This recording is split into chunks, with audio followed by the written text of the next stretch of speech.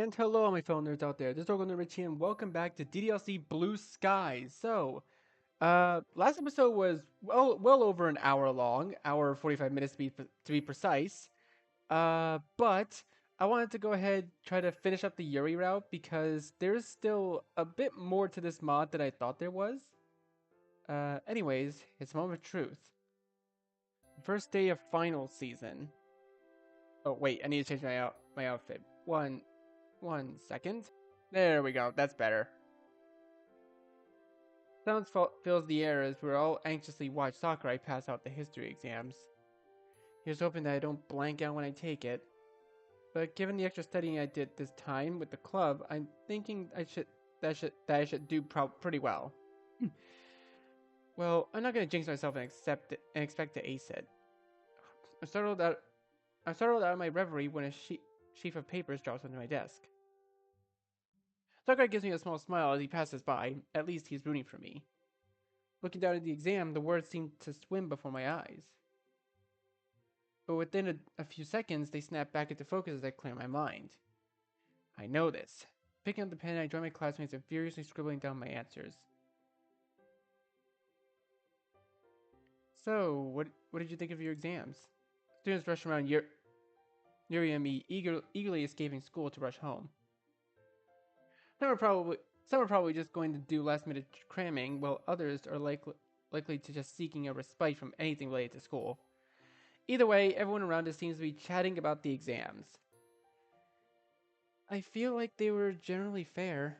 There wasn't unexpected material in them, at least. So in other words, you aced them. Well, I don't know about that. I think I did alright. You totally aced them. She smiles gently, not denying the fact that she's the top student. What did you think of the exams then? I probably did well in the history one at least. And I hope I did well in the others. If how you did during our study sessions was indicative of how well you actually know the material, I'm sure you did fine. Yeah. A gaggle of girls passes by chatting about approaching summer break. It's strange not needing to head to club today. Yeah, but it'd be a bit much if students were expected to keep up with all their extracurriculars during exam seasons. True. I don't think even Monika would want to do that. Monika, the perfect teacher's pet, not wanting to do school stuff.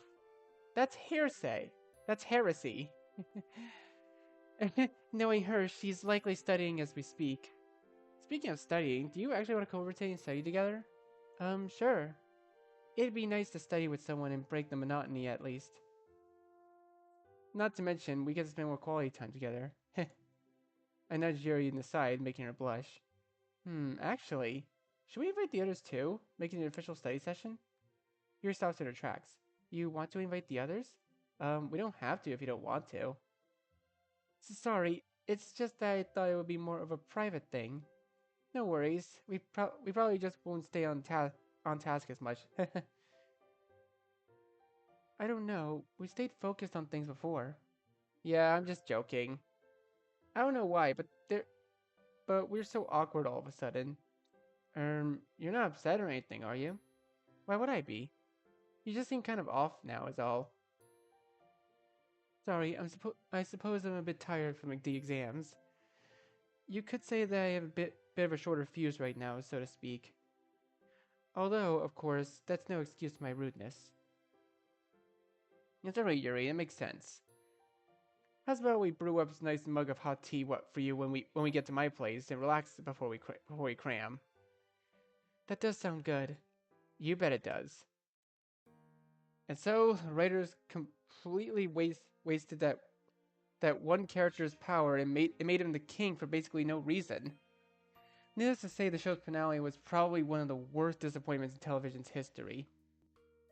I wonder what show is he talking about? You're quite passionate about this, aren't you? Are you sure you're not exaggerating? It was going on for nearly a decade. Of course, all the fans are gonna be passionate about something they've been invested in for so long. Sounds a little like One Piece. I don't know. I could be wrong. Seriously though, if you watch it, you'll get what I mean. Well, you did just spoil the whole thing for me, though. You told me that I could. Plus, Plus, you read the books. You're gonna know a lot of the major plot points anyway. I know, I'm just teasing you.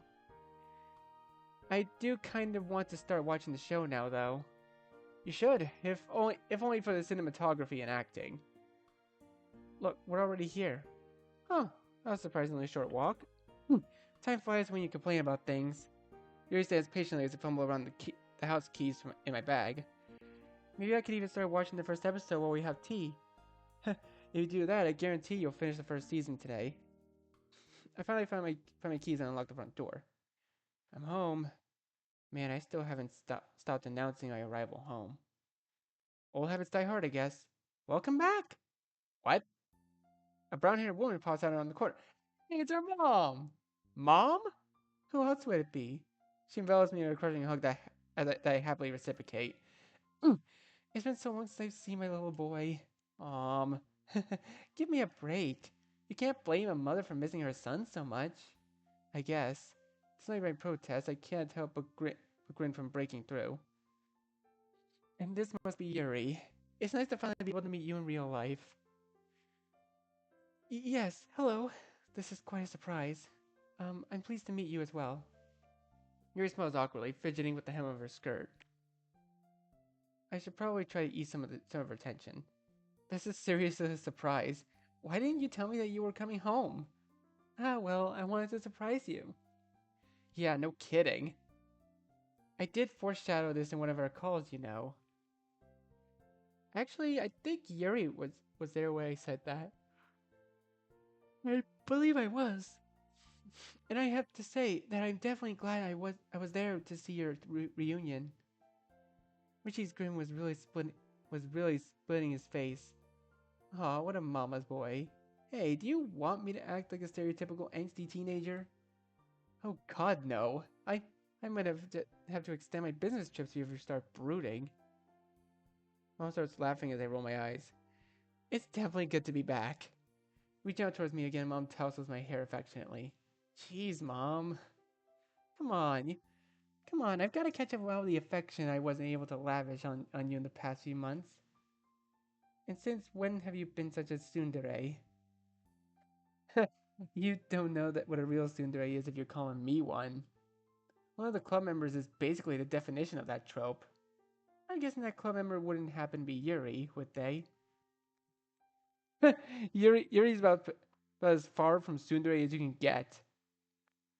Isn't that right, Yuri? Well, I can't say much like a tsundere. Yeah, I know. She's a dandere. I'd say like that I'm the opposite of a tsundere would probably be someone like Sayori. My mind flashes back to all the times that Sayori and my mom and I were together. And judging from my mom's face, she's thinking the same thing. That that remind that reminds me, I really have to catch up with Sayori and her family sometime.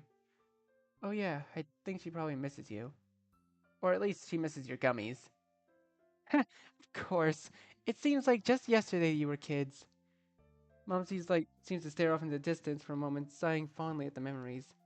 Speaking of kids, though, I'm really looking forward to the purple-haired grandchildren in the future. Both Maya and Yuri's faces turned red in unison. You two are so fun to tease. Yuri, you really have such beautiful violet hair, though. Thank you. I've always liked the color purple. It's much more interesting color than brown at any rate. Whose fault is it that I have brown hair? I wonder. Richie, you really are your mother's spitting image. Jeez, we don't look that much alike. Oh, stop being a tsundere and accept the compliment. Compliment? Mm-hmm. You wouldn't be nearly as handsome if you took after your father. I snorted and rolled my eyes again, causing both Yuri and Mom to chuckle. Oh, I nearly forgot. Where are my manners? Come in and sit in the living room. I'll bring out snacks and drinks for you too. Thank you very much. Would you like any help? No, no. What kind of host would I be if I gave you work to do? Come on, let a mother do the job she does best. Fuss over the children. You know, Yuri, you may be one of the most polite young women I've ever met. Thank you. I'm sure that that's just an exaggeration, though. At this rate, Yuri's going to break her record for thanking people in one day. No, seriously, you can't believe how How glad I am that my son's dating such a respectful, intelligent young lady. Yuri blushes and ducks her head bashfully. So tell me about yourself. I heard you two met in the literature club. Yes, we did. I'd actually been in the club for a while before Richie joined. As you probably guessed, books are pretty important to Yuri. I wish more people took up reading as a hobby. After all, you know what they say: well-read people are less likely to be evil. Who in the world says that? I'll bet Yuri knows. Do you, Yuri? Well, yes. Ha! There you go. Mo smiles smugly as me and Yuri look as at me as Yuri looks on amusedly. Anyway, please continue with your story. Right, where was I? Oh yes, so Sari brought Richie to the club, and that's how I met him. She even bought me a book to make me feel more welcome. That's right, it was Portrait of Markov. Oh, so it was like love at first sight then. Yuri and I looked at each other. Well, I definitely thought that Yuri was really cute the first time I met her. Yuri's face turns scarlet, although she smiles at my words. I usually try to reserve my judgment of others until I get to know them better. But I did find Yuri to have quite endearing charm, and it certainly helped that he's very open-minded too. Oh yes, if I remember correctly, you have a bit of an unconventional taste in literature. Well, I wouldn't call it unconventional, but I do enjoy a good bit of horror. A woman after my own heart. Well, I'm more of a thriller fan than a horror fan, but close enough. Have you read any mystery novels, Yuri? I've read most of the famous ones, yes. I usually read older authors though, such as Agatha Christie and Arthur Conan Doyle. You do seem like the classics type. At any rate, I'm very glad that I'll have someone to speak about literature with now. Richie never used to read before you came along. What? That's not true. Don't stop trying to impress Yuri. The only thing you ever read was manga. Well, Richie has gotten more into reading since you last seen him, though. We regularly discuss books we read together. It's basically like a mini lecture whenever I talk to Yuri about that stuff. It's all pretty interesting, though. Yuri, I'll have to thank you for being such a good influence to Richie. It's not a problem, and I trust that you two concentrate just as much on your schoolwork as you do on your books. Yes, Mom. And Yuri here's the top student, so you don't need to worry about her. It wouldn't be too much to hope that Yuri's helped you study some, would it? Actually, I have a bit. Yeah, well, the whole club has gone together a few study sessions, too. That's great to hear. How have exams are going? They started today, right? Yep, we both did fine, right, Yuri? Mm-hmm. I'd say that our study sessions together definitely helped. We were actually going to study today, too. Oh, don't mind me then. Feel free to run along and study. I won't be heading off for another business trip for a while, so we'll have to have more time to catch up later. Are you sure? I wouldn't want the reunion to cut off prematurely. Of course, I'm sure. Unfortunately for us all, exams wait for no one. You two had better just do just as well on tomorrow's exams as you did on today's. Alright, Mom. I guess we'll study in my room for now. Good luck in your studies. I'll bring us some fresh fruit for you later. Thank you for your hospitality. You're more than welcome, dear. Whew, it's nice to see my mom again. I won't have to worry about cooking for myself now, too. Your mother is definitely very kind-hearted. Yeah, I was surprised how good she was at coaxing you out of your shell. I did feel very awkward at first, but she somehow got me to relax after a while. Well, I suppose it helps that she's a reader herself. Yeah, yeah, she does remind me of my own mother. What was your mother like, if you don't mind me asking? Um, in personality, she was actually too similar to your mother. I'd say she was a lot more demure and certainly much less sarcastic. I I think it's just that they both share a loving warmth that plains for all to see. That's plain for all to see. That makes sense. Anyway, I can see where your sense of humor came from. I mean, I have spent my whole life around her. I know that you don't tend to cook a lot by yourself, but you should cook something for your mom sometime. I'm sure it would be a happy surprise for her. Plus, it's nice to be able to help your parents out. It shows that you don't take them for granted. Yuri. I gently reach out and hold Yuri's hand. Sorry if this is bringing up painful memories for you. No, no, you're perfectly fine, Richie. I suppose that it's just making me feel wistful. You know what? We should all cook a family meal together one day, you, me, and my mom. That'd be nice. Yuri reaches up to caress my cheek. Family. It felt like the whole world crumbled beneath me when I lost my parents. But slowly, bit by bit, it seems like my world is being rebuilt. I'm glad you're the one helping me rebuild, Richie. And I'm glad I can help you too. We simultaneously lean for a kiss. My family's back from abroad and I've got my girlfriend by my side. Life is good. Life is good. Wait, is there still more after this? No, come on. Yuri's route has gone up for like, what, like well over like 5 hours at this point?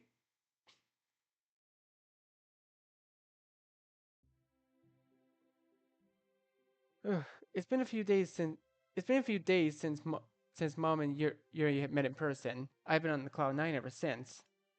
It's amazing how happiness and bliss can literally transport you to another world. And with the ringing of the bell signaling the end of the final lesson of the day, I eagerly jumped to my feet.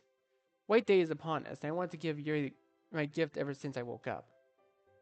I make my way over to Yuri's classroom after I take out my gift. It's not quite as fancy as the chocolate she gave me, but I'm hoping she'll appreciate the thought all the same.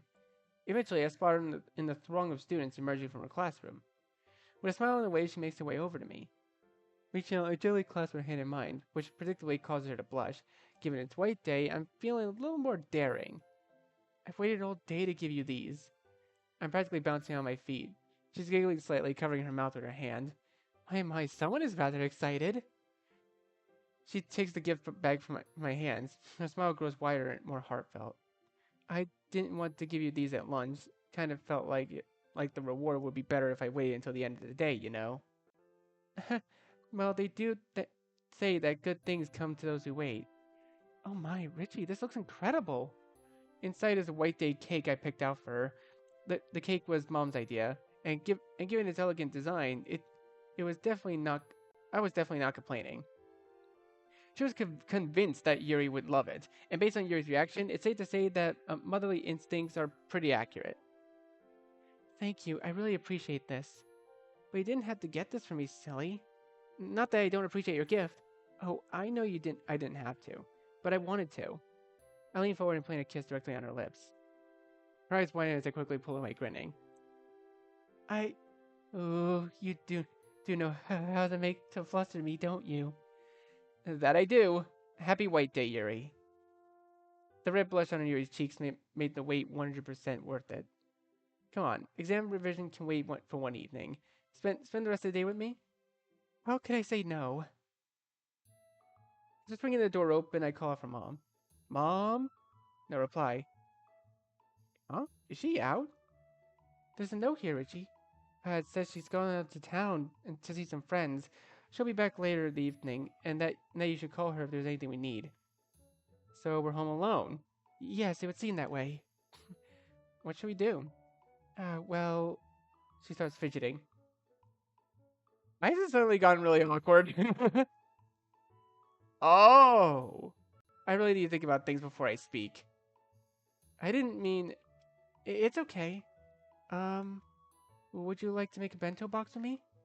If I recall, you seemed to really enjoy my bento when we shared with Natsuki. Relieved that the topic changed, I eagerly jump at her suggestion. Yeah, sounds good. Mom did a lot of food shopping yesterday, and she's made bento boxes before, so I'm fairly sure she'll have the ingredients. What do you think you're putting in it? We should decide that once we see the ingredients we have at our disposal.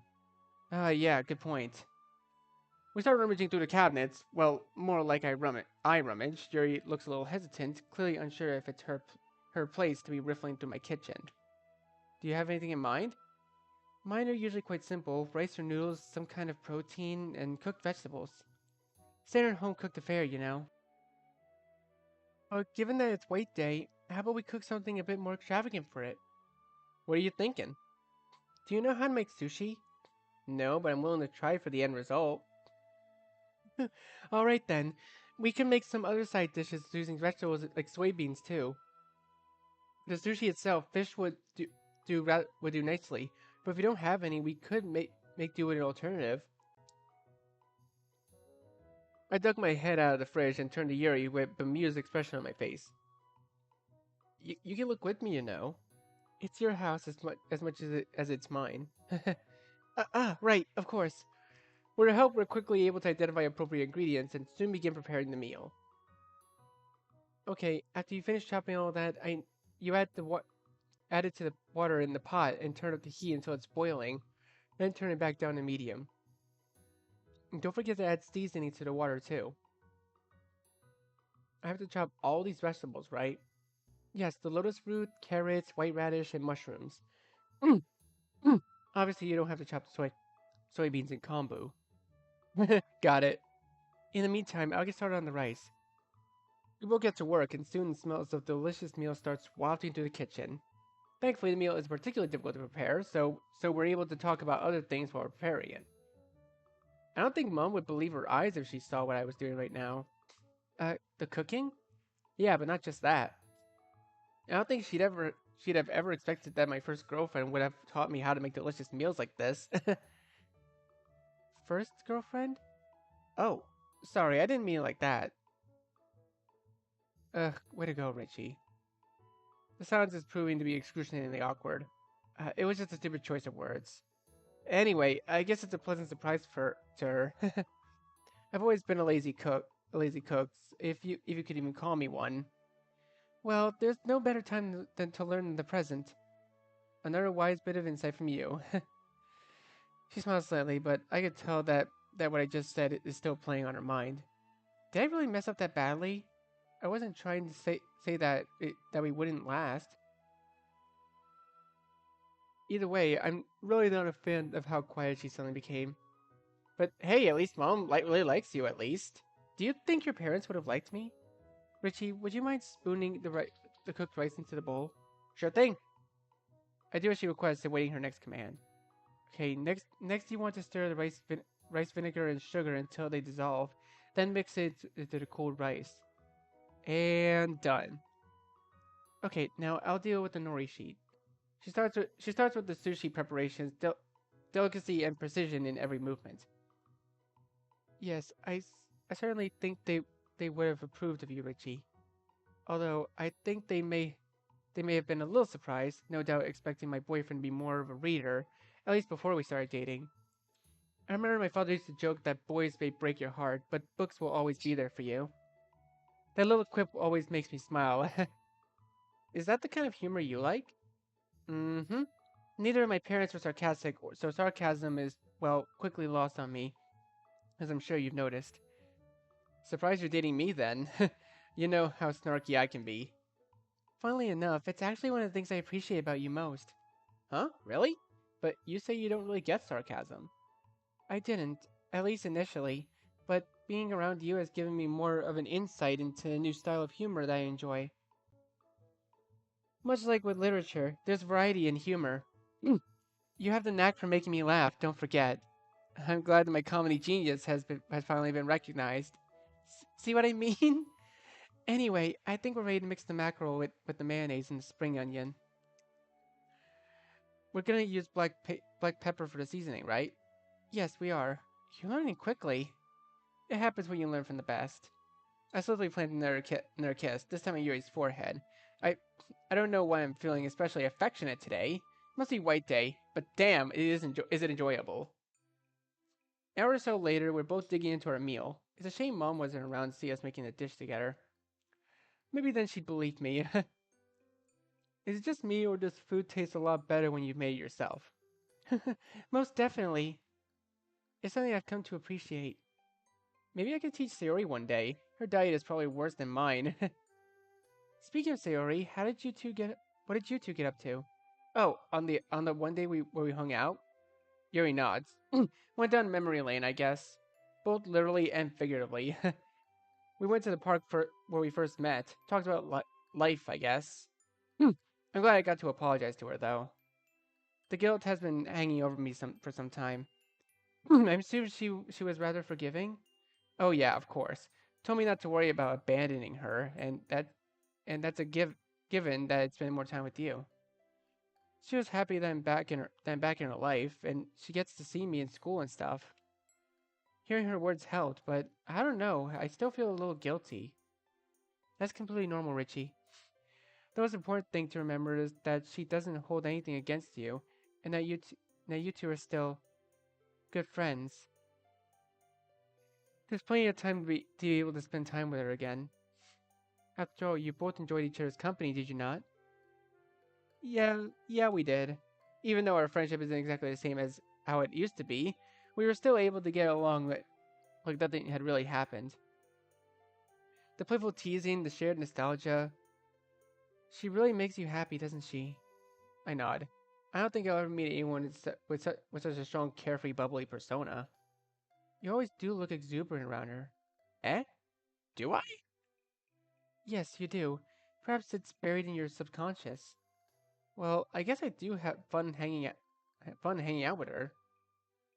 It's nice to be around someone who doesn't take things that seriously. Like I can just chill with her and joke about random stuff. She's gotten really good at being able to cheer me up too. I see. I mean, how can someone who's always smiling not cheer you up? It could probably it probably activates mirror neurons or something. The way you say always laugh can be so infectious. You get what I mean? Hmm. Yeah. Where's this sudden dramatic tension coming from? Uh, Yuri, is everything okay? You seem kind of off. Richie, you're usually quite in tune with others' feelings, but sometimes you can be extremely dense. Jeez, I never claimed that I could read people's minds. Anyway, what's with the sudden change in tone? I thought we were having a great time cooking. You always grin so broadly when you're with Sayori. Is she even listening to me?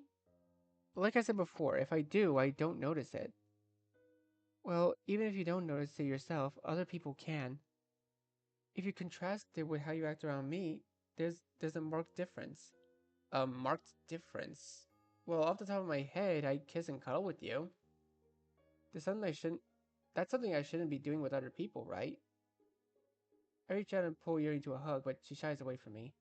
Yuri? You don't know what I'm talking about, do you?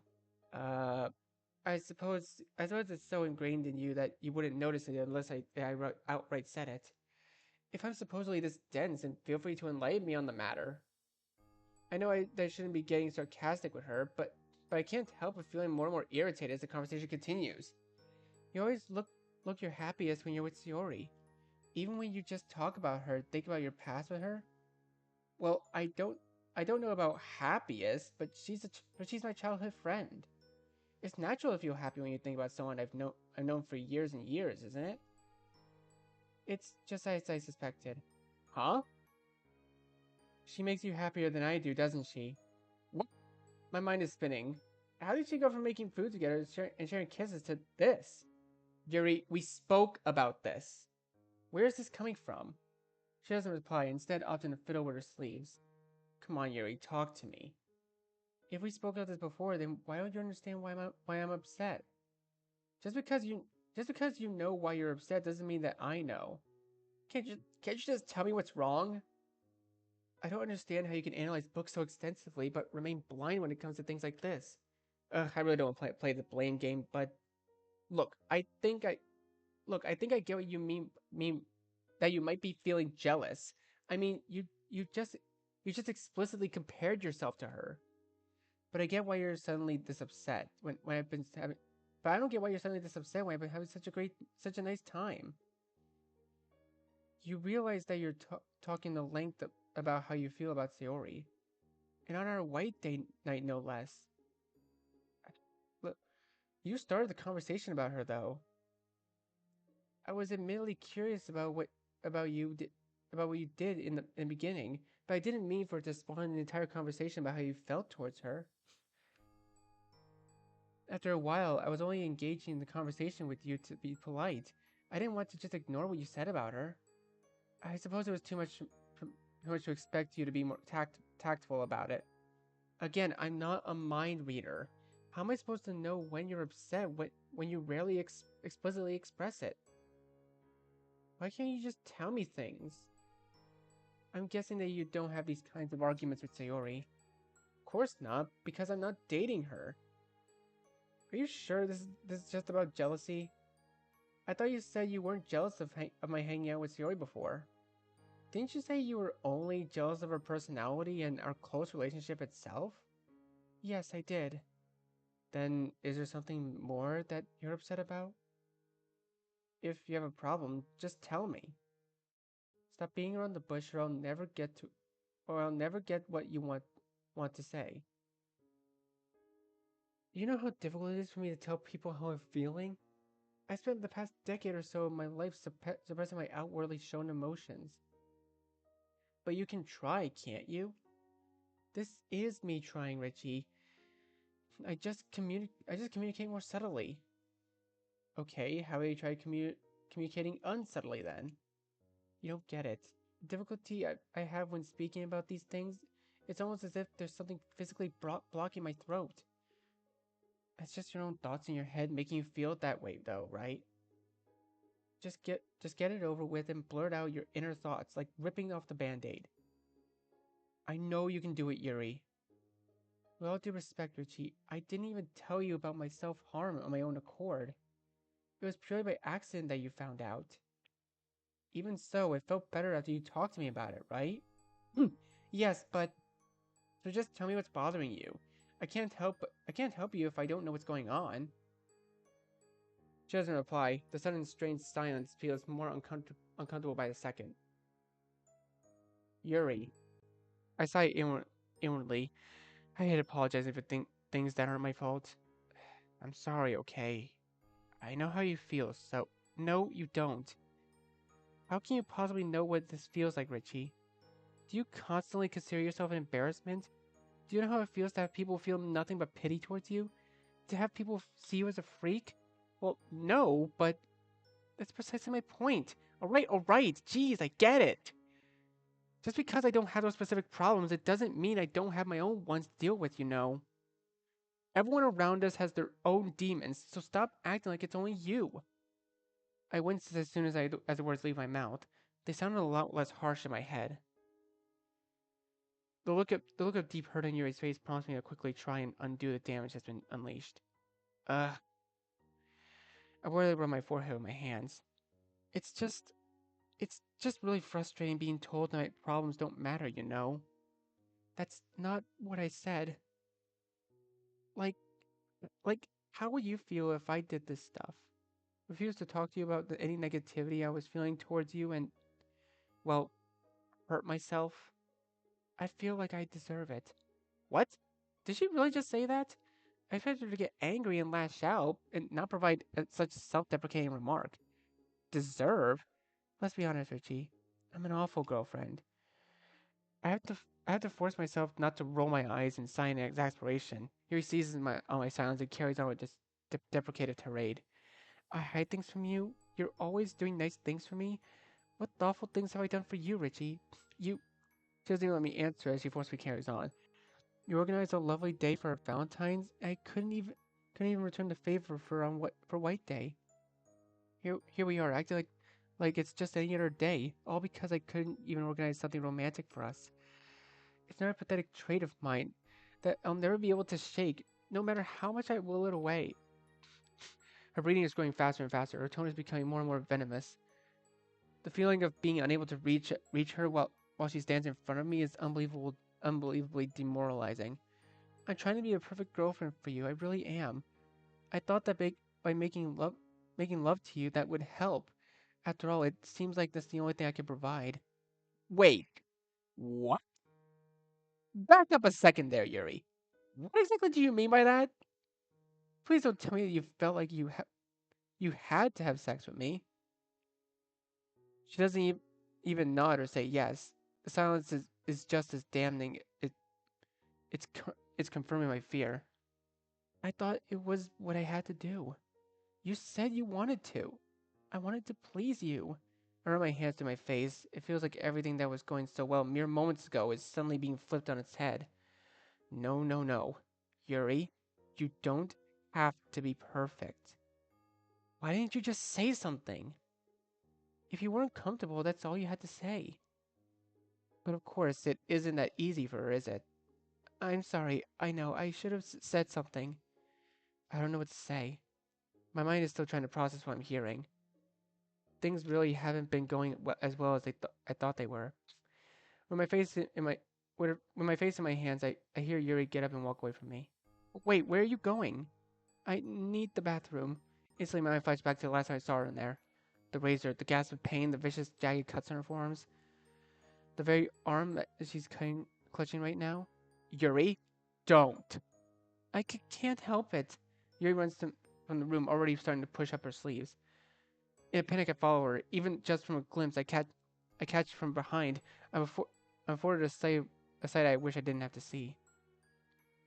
Crisscross of gashes, each in a different state of healing. Although I'm, although most look scabbed over, a few smaller ones look a little more like flesh, as I could just make out little specks of blood leaking from the wound. It's heartbreaking to see. I grab her shoulder when I catch up to her and stop her in her tracks. To my surprise, however, Yuri begins scratching at her wrist, an action which catches me off guard, as I was expecting her to pull out a blade of some sorts. This is the first time I've actually seen her act in the act. It's a sight like nothing I've ever seen before. She positively rips and tears at her arm, raking her nails down her skin, leaving angry red streaks in her wake. Dark red dots of blood splattered scratch marks. The raw visceral nature of her desperate scratching frightens me.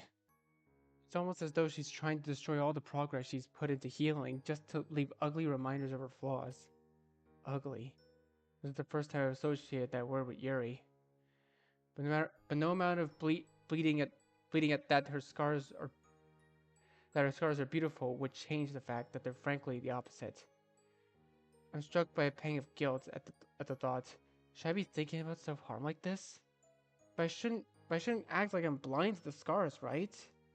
Either way, that's all irrelevant in the moment. I've got to concentrate on Yuri. What are you doing? She doesn't reply, instead opting to tear away scabs at her fingernails. Yuri! What? What are you doing? What do you think I'm doing? There's a sharp, biting edge to her tone.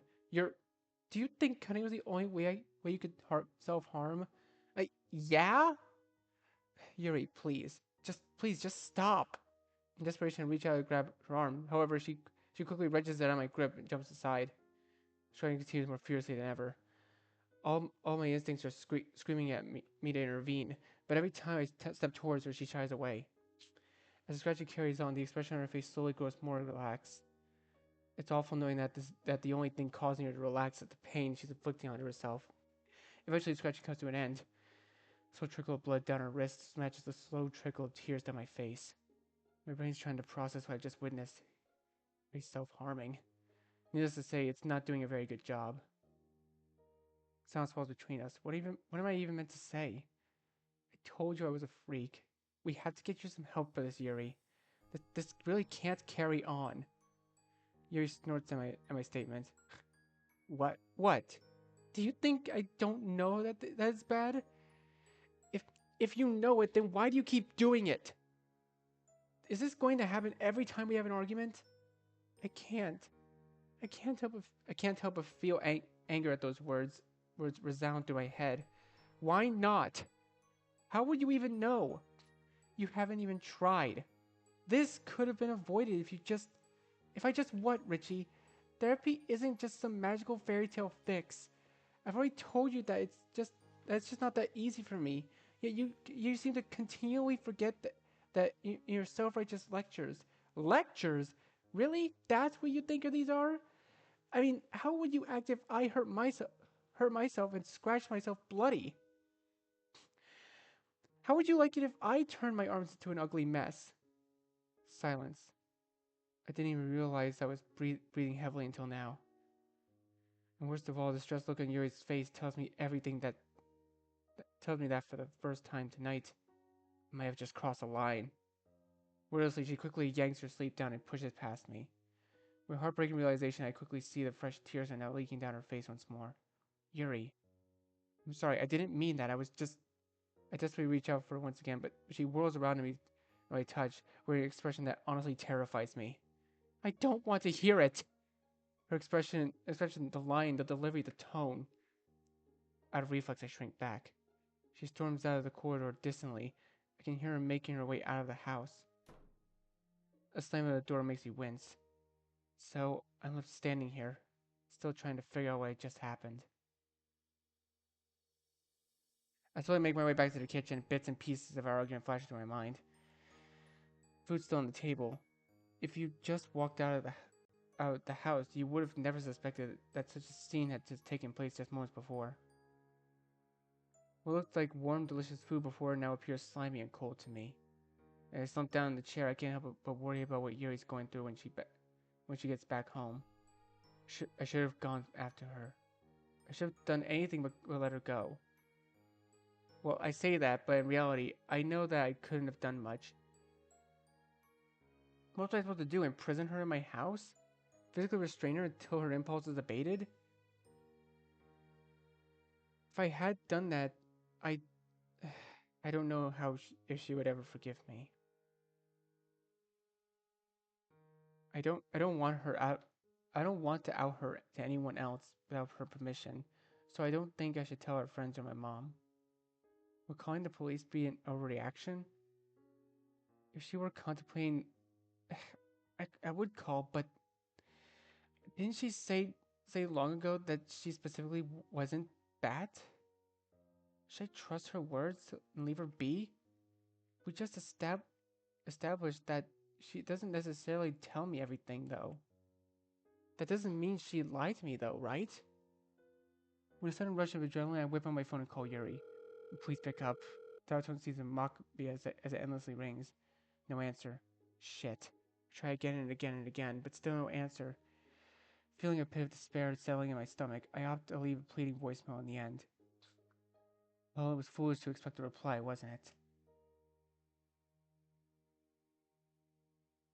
Unable to bear the sight of our white dinner any longer, I stumbled to the living room and slumped down on the sofa.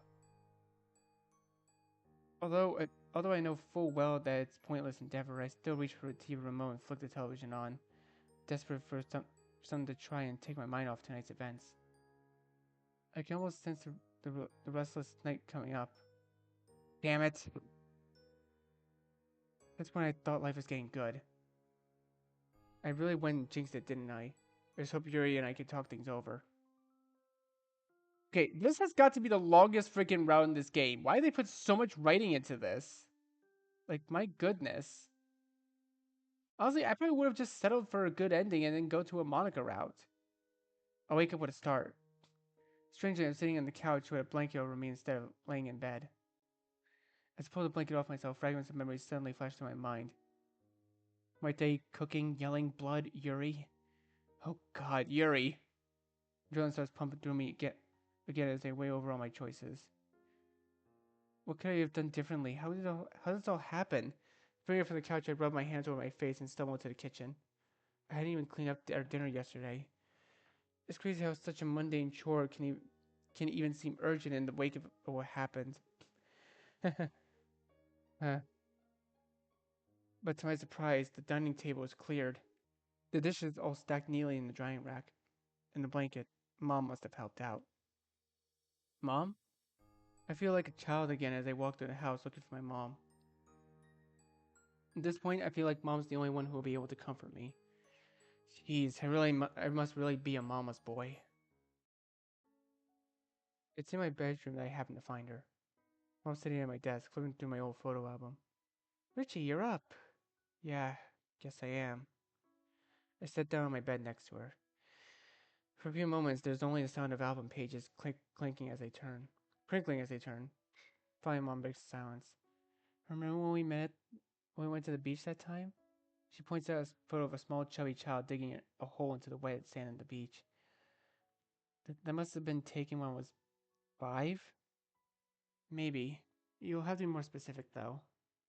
Come on, it was that time you peed yourself because you were playing, busy playing to go to the bathroom. Ironic because you could have also peed in the ocean right next to you, but instead you wet your pants in front of everyone. Hey, what's the point of bringing this up now? I feel the heat rising to my face. Just reminiscing. There's another flip of the page, followed by a sigh. You're so cute as a kid.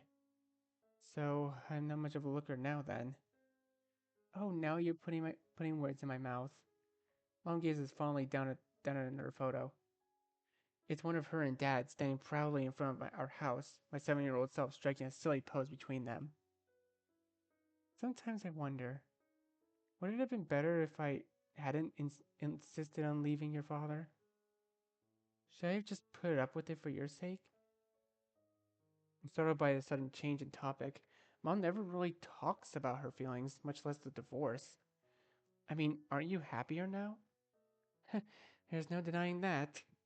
But still, there are plenty of people who stick it out for their kids' sakes. I just couldn't do that though. Sorry for that your mom's so selfish. But there wouldn't have been any use in staying together if all you would have done was keep arguing. I could tell you guys are both unhappy, you know. Plus, everything turned out alright in the end anyway. It's better to be single than in a toxic relationship. A toxic relationship, huh? Weren't you super stressed out all the time? I remember a lot of your arguments were about how much work you each did, and Dad would insist that you had it easier than him. Yeah, that man.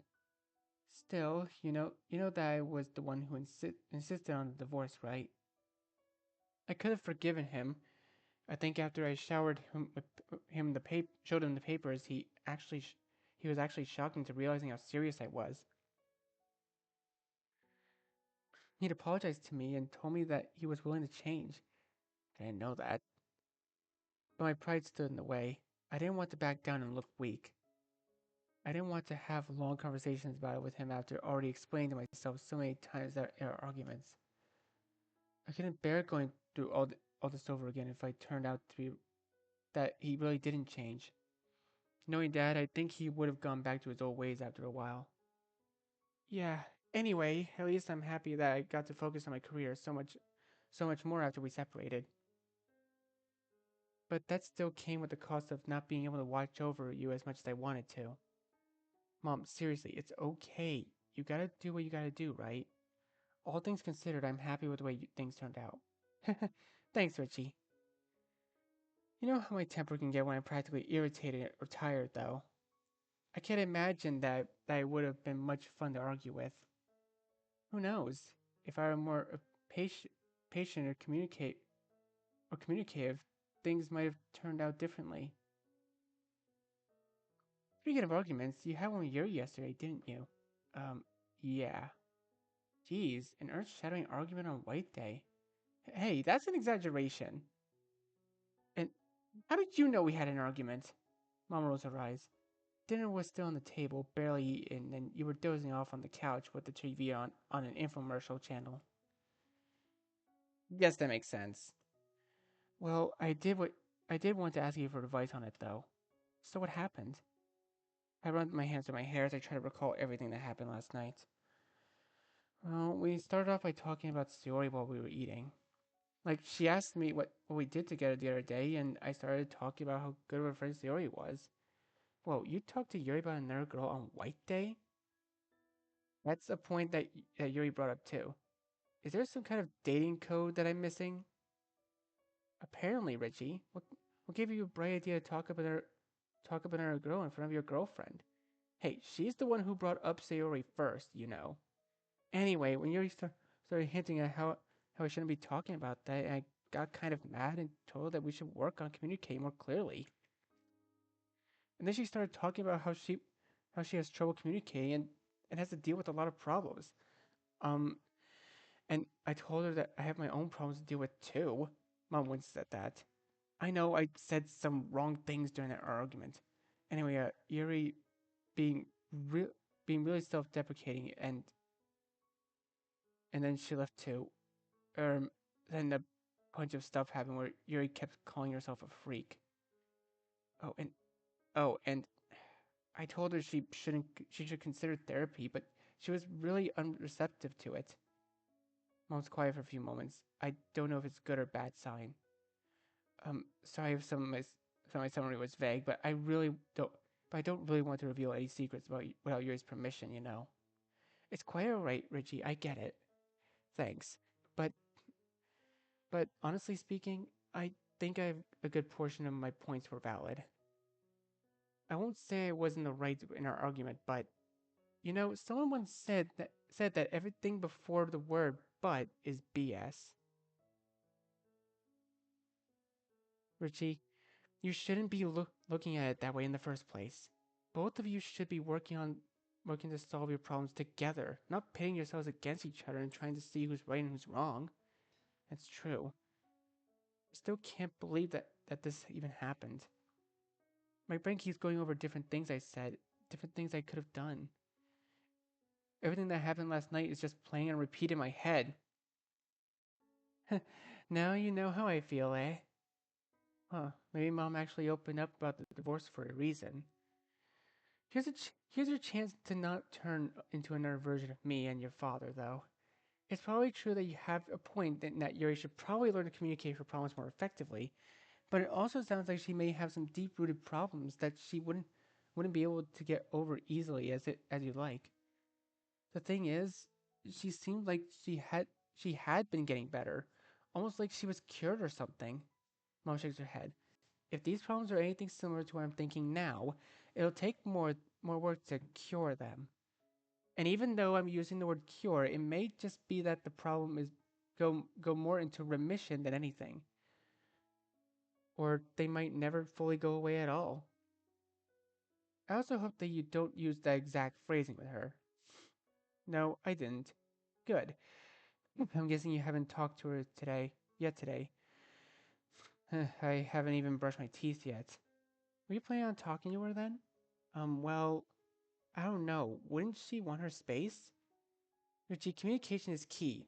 Look at Look, I know it's going to be an awkward and weird after everything that was said and done yesterday. But it's better to clear things up sooner rather than later, before misunderstandings crop up and negative thoughts become conflated with reality. If you don't talk, how are you going to be able to apologize and solve your issues together? I'm not saying that you should totally hound her on the topic because she may very well want some time to think things through. But you still need to open up a dialogue about these things so that you can both know where you stand. That makes sense. Ugh, I'm really dreading talking to her though. There were some harsh words thrown around last night. I don't really know how I'm gonna face her. You won't know until you try, right? I mean, I know it's going to be awkward. Just talk to her, Richie. In fact, why don't you call her right now? Can I eat breakfast first? First of all, it's nearly noon, and secondly, no. But I don't even know if she's gonna pick up. You don't think I called her last night after she stormed off? Tensions were high at that moment, Richie. If she doesn't pick up, then at least text her. I reluctantly pull out my phone. What a surprise, no calls or messages back. Come on, Richie, I believe in you. Okay, I get it.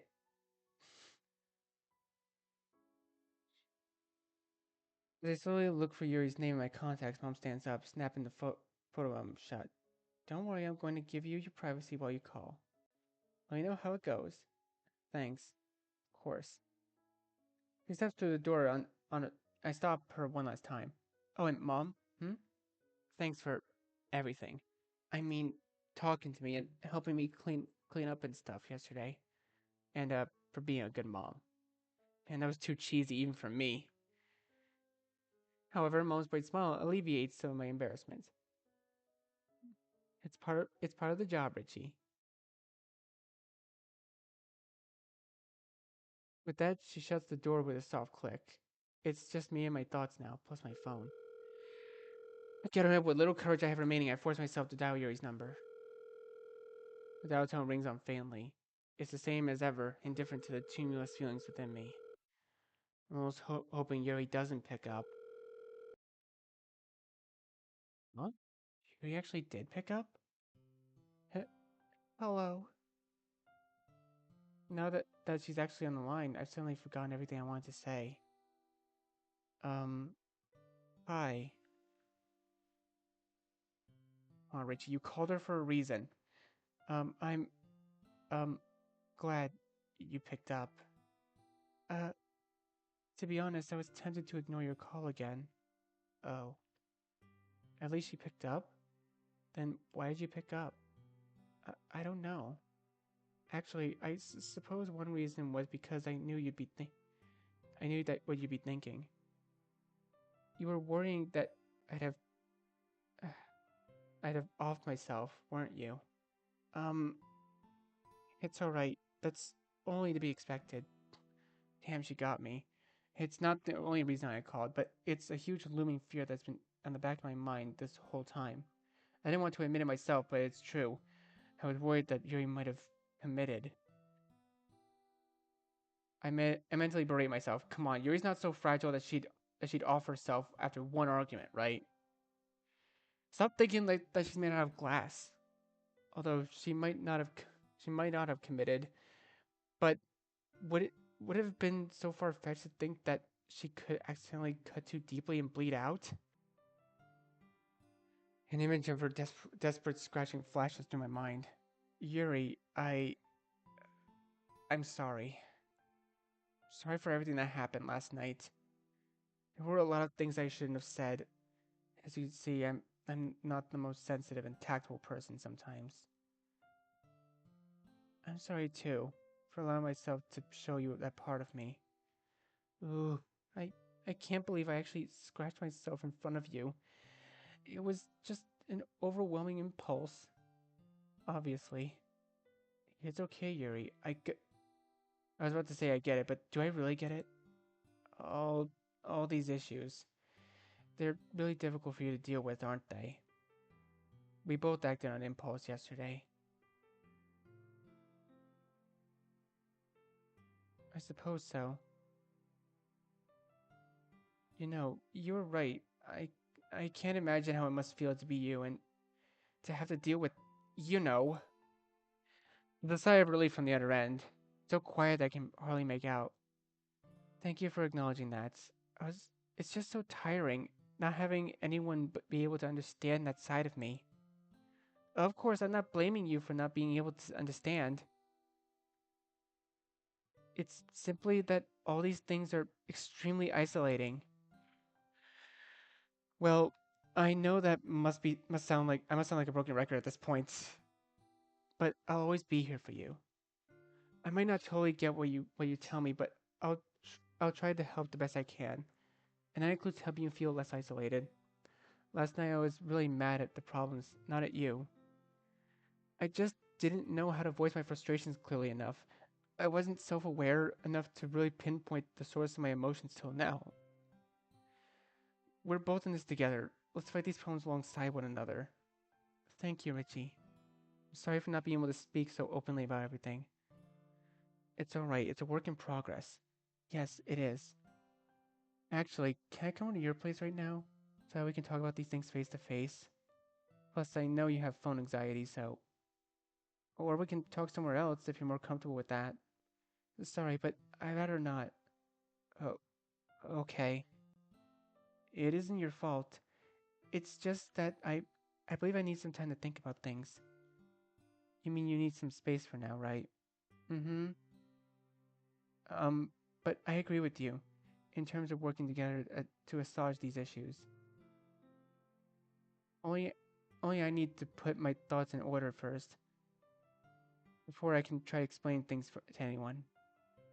Sorry, I'm no good at speaking about these things unless I've properly through my words. No, that's perfectly understandable.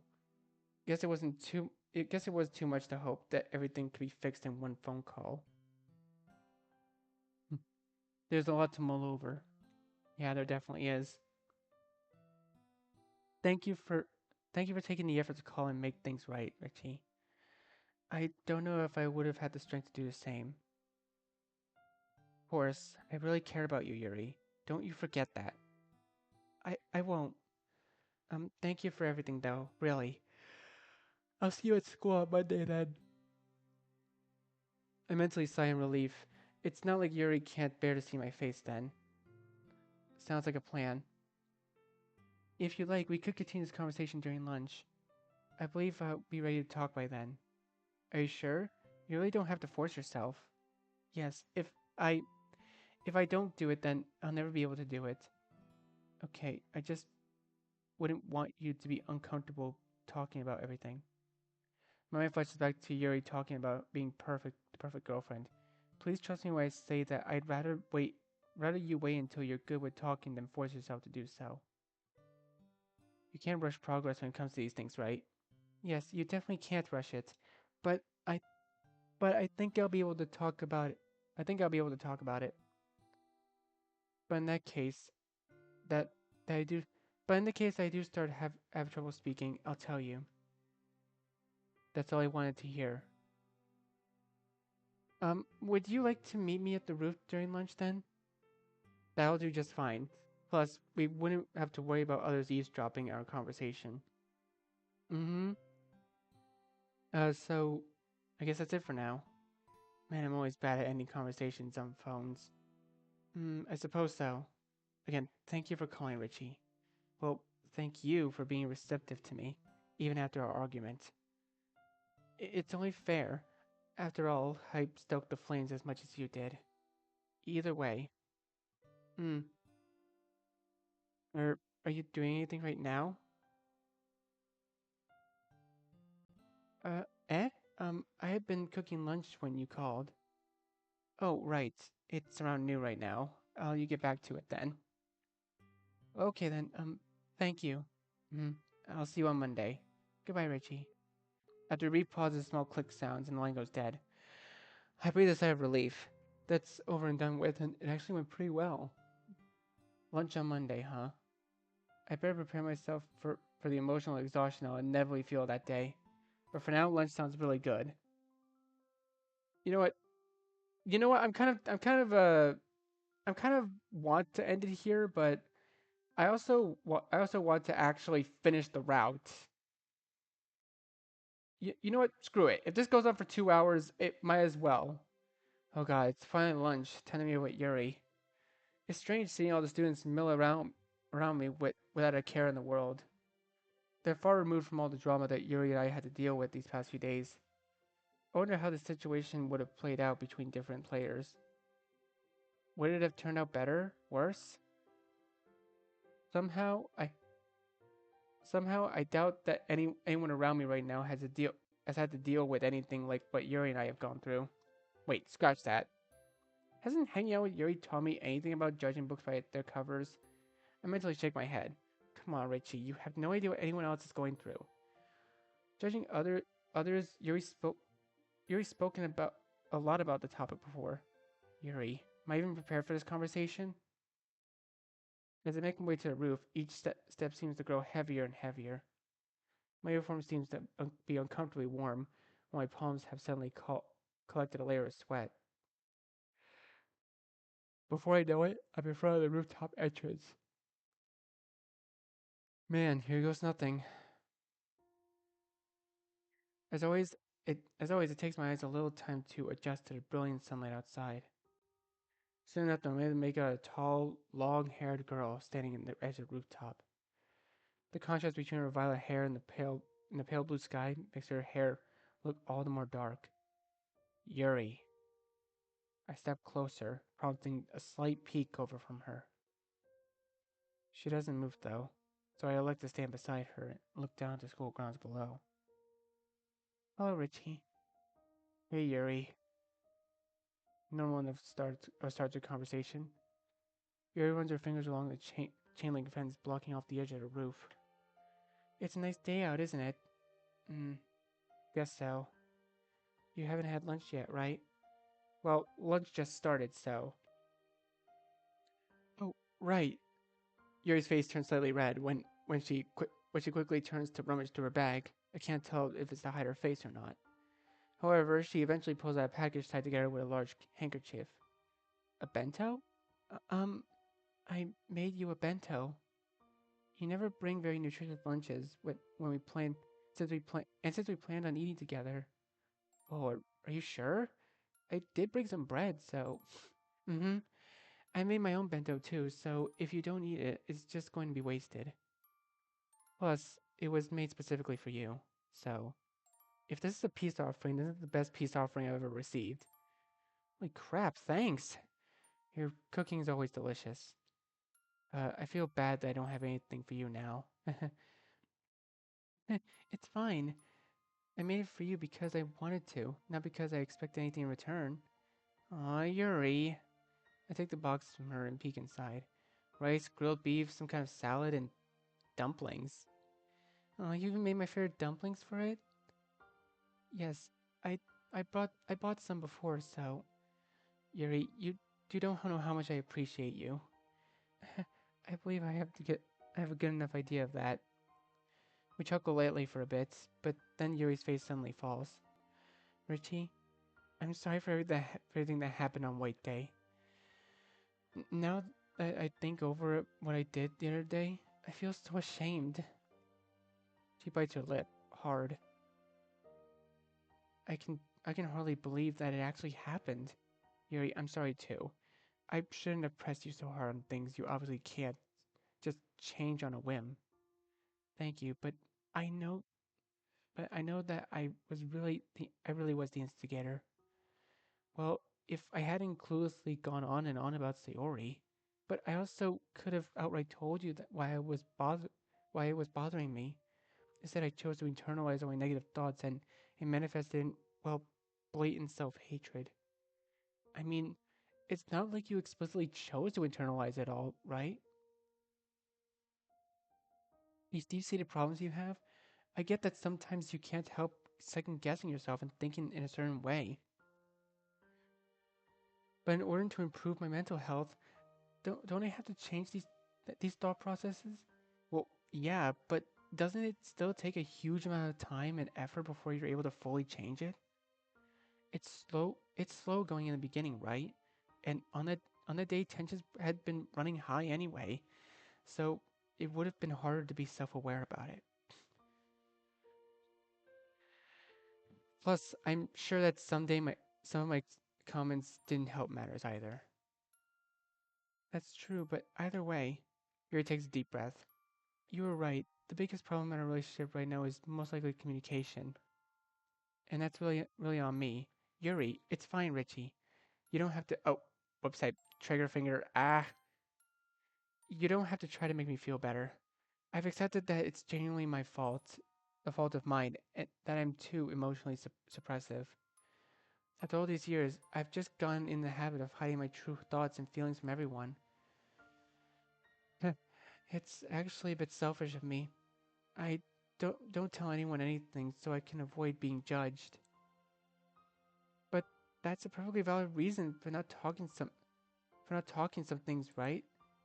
Maybe, but I I doubt it's a completely healthy mindset. It stops me from communicating effectively with others too. So I'm going to try to explain everything, all of it, to you. All the reasonings behind my thought processes, how I genuinely feel about certain things. I truly did some introspection over the weekend and to figure things out. Well, if you're up for it, I'm all ears. I don't know if I'll be able to understand everything, and I probably won't be able to relate to a lot of stuff you feel. But I'll try my best to be as empathetic as possible. That's all I'd ask of you. Once again, Yuri takes a deep breath to steady herself. Where should we start? We could start with the argument. Hmm. It, that's a good place as any. There's a strange wry smile on Yuri's face. Now that I think about it, I was probably overreacting during our argument, wasn't I? It's okay if you get angry from time to time. I definitely said some things that were out of line. But how would you have known well, what to say? You're not a licensed psychologist. And you don't self-harm, so it's not as though you know the exact things to say to me. I mean, I could have not said some of those things though. If I'd given it some thought before speaking, I could have realized that some of my words were hurtful to anyone, not just to a self-harmer. For instance, I shouldn't have said that other people have problems too. That's true. When you said that, it seemed to invalidate my own issues and minimize my suffering. Yeah, like other people have problems too, so you should just you should just suck it up and deal with it. Hmm. See, I definitely did not mean to invalidate you. Um, what was something else I said? How would you feel if I did this? Oh, yeah. I think I actually said that a couple times. Actually, could you explain why it's so bad to say that? Alright, it's likely not very obvious to someone who isn't too familiar with the thought behind self-harm. I believe the best way to put it would be that saying that guilt trips me. It makes me feel worse about myself because it makes me that it makes me that much more aware of how self-harm affects others around me. And then it makes me feel like cutting even more. It it's a bit of a cycle where that makes me feel terrible, which makes me cut, which then makes me feel even worse, which leads to my cutting again, etc., etc. I'm so sorry. I had no idea. It's okay, you know now. Now that you say it, it seems so obvious though. Hindsight is 2020, I suppose. Yeah, guess so. Man, I wish I hadn't spoken without thinking so much. I'm especially sorry for the ugly mess comment. Yuri looks down at her arms. They're covered by her sleeves right now, of course, but I can't imagine the scarring underneath the cloth. Well, you're right. Huh? They are ugly. Well, to be honest, there was a time when I liked the way they looked. But that was a time when I was in an even worse state of mind, if you if you can believe it. I'm guessing I might have been around the time of her parents' deaths. Quite simply, I'm disfiguring myself. A- And I feel like I deserve to be disfigured. It's like self-harm allows me to externally show how I feel on the inside. I don't really know what to say about that. I feel the need to punish myself for making mistakes and things like that. The first time I cut my arm, I was almost mesmerized by the blood flowing down my skin. It felt strange seeing my arm marred like that, but in a way it felt right. Yuri, you don't have to say anything. I know you probably don't know what to say. She's got that right.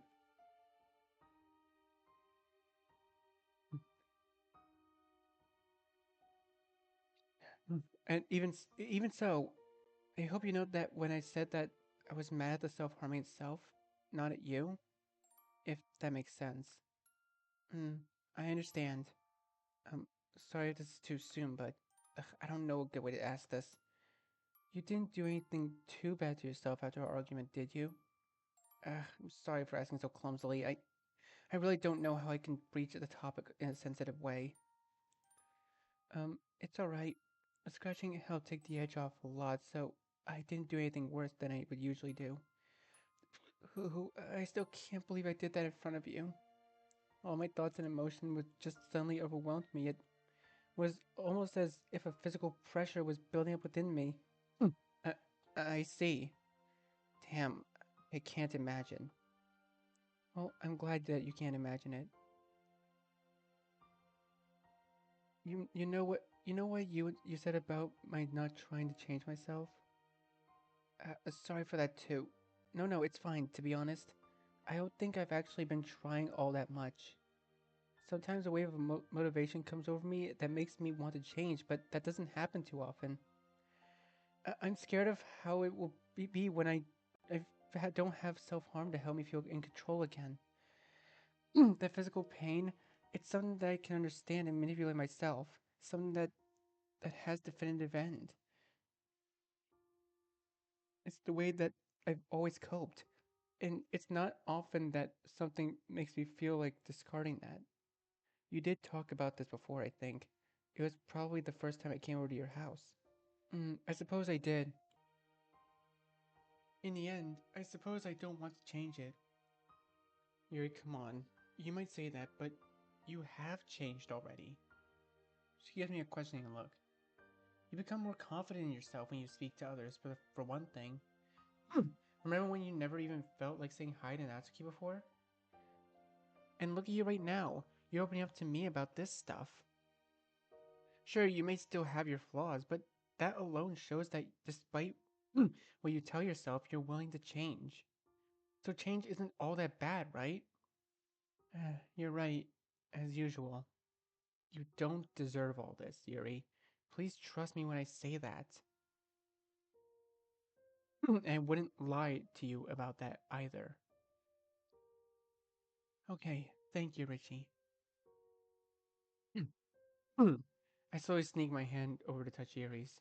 Surprisingly, she actually grabs my hand in response. It it feels freeing to talk about this with you. Is it really okay for me to burden you with this? Of course, what kind of person would I be if I didn't support my loved ones? Thank you. Anyway, no one's perfect, as we both know by now. If you're willing to forgive me, then I definitely think you should be able to forgive yourself, if that makes sense. You don't have to be the perfect girlfriend, because there's no such thing. You see, this is the point that I've always been trying to make, that perfection is an illusion. Perfection isn't something that is tangible. You can't really grab it at all. It's not something that you can just attain. Because like again, like think Sean said it better when he was explaining it during his three scary games videos, or at least one of them. Like, think about the one thing that if you had it would make your life perfect, right? Because the thing is, the point is, it wouldn't make it perfect because you're just bettering yourself. And honestly, bettering yourself is perfectly fine and substantial. Like, you don't need something to be perfect, because perfection, again, it's a concept, it's an illusion, it's an ever evolving thing, and no one will actually ever achieve real perfection because it's just that, it's fake, it's not real. It's just something that us humans made up for us to try to better ourselves. Oh God, I just remembered. Which reminds me, please tell me whenever you're feeling uncomfortable with anything, Yuri. It's kind of an awkward subject to broach, but I've got to address it. If you don't want to do something, like, if you don't want to be intimate at the moment or anything, you can always just say no. No one has the right to demand anything of you in that way. There'll never be hard feelings about it if you say no, because you don't owe anyone sex or whatever. Sorry, I just didn't know what to do at the moment. There were so many expectations and worries clouding my mind, I just forced myself. But don't worry, I don't blame you or anything. Yuri, you don't have to apologize. Again, I'd never get mad at you if you turned intimacy down. In fact, isn't it better if we're both happy and willing to do something? Yes, I know that now, but that wasn't the case at the time. Either way, thank you for bringing this up. To be quite honest, it was weighing me down a bit, but I wasn't sure of how to bring it up without turning into an awkward mess. It's comforting to confirm that it's okay if I don't force myself. Yeah, it's definitely a subject that had to be addressed. At any rate, whatever happens, I'll try to support you as my girlfriend. That is, if you still want to call yourself that. Yes, I don't think I'm much inclined to breaking up with you, especially not after you've been so kind and understanding towards me. Well, I guess I meant to ask if you needed to go on a break or not. I definitely get that you might want some space, so well, it is nice being able to speak on my own terms and knowing that I could take my time about things to think for myself. But I also know that I still love you. So would it be all right with you if we just took it slowly?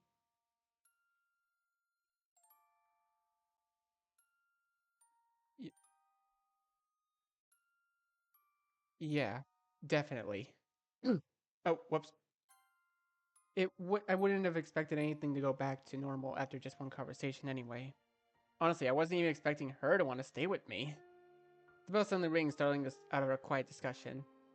Jeez, we really lost track of time, eh? We hardly even ate. We were so busy talking. Well, I'm definitely glad we had this conversation. I think it helped me understand you a lot more. And I'm glad I was able to work out my communications. Man, I guess we better get to class for now. But I'll meet you at the usual place to walk the club together, okay? Okay, I'll see you then, Richie. And once again, thank you. Back at ya. My mood has seriously lifted from how I felt these past few days. ironic considering the dark subject matter that Yuri and I talked about during lunch. But it just feels nice knowing that someone I love trusts me enough to talk about these things. It's definitely gladdening to be able to resolve a conflict peacefully and come out of it a better person. I still worry about Yuri, of course, but now I feel more helpful about our future together. Or hopeful. Taking a glance at Yuri, who's sitting beside me, I catch her eye and offer her a smile. She smiles softly back in return, and then turns her attention back to the book in front of her. I could definitely see her fighting through all the problems in her way. But for now, we're back to our companionable silence that so often settles between us. To me, it's an indication. It's an indication that things can get better again. Okay, everyone. Monika's announcement once again startles me out of my reverie. We all know that school's ending in this week, right? Yes! Woohoo! Summer vacation! Ugh, I can't wait to do nothing all day. Everyone here could probably relate to that. Anyway, I was thinking, how about we meet up outside of the school during the summer to hang out? That sounds like a great idea, Monika. I probably would have wanted to keep seeing you guys throughout the summer anyway. After all, we're not just a club, we're all friends. Well, if you all insist, I'd be open to hanging out. Jeez, Natsuki, you don't have to be so coy about it. Hey, yourself. In my case, I'd definitely be down for a club trip. Me too. I think it'd help me out of the house. And I want to keep talking to everyone here. Then it's decided then. Let's meet up the Saturday after school officially ends. If that's alright with you all. We all unanimously agree. I catch Natsuki sneaking a smile at Yuri, but Natsuki only sticks her tongue at me when I make eye contact. Looks like everything's back to normal as it can get for now. Normality's underrated anyhow.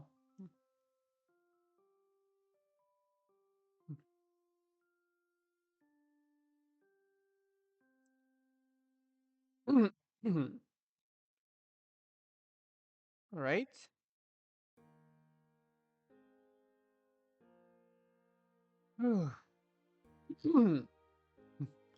It's so nice to have to not to worry about academics.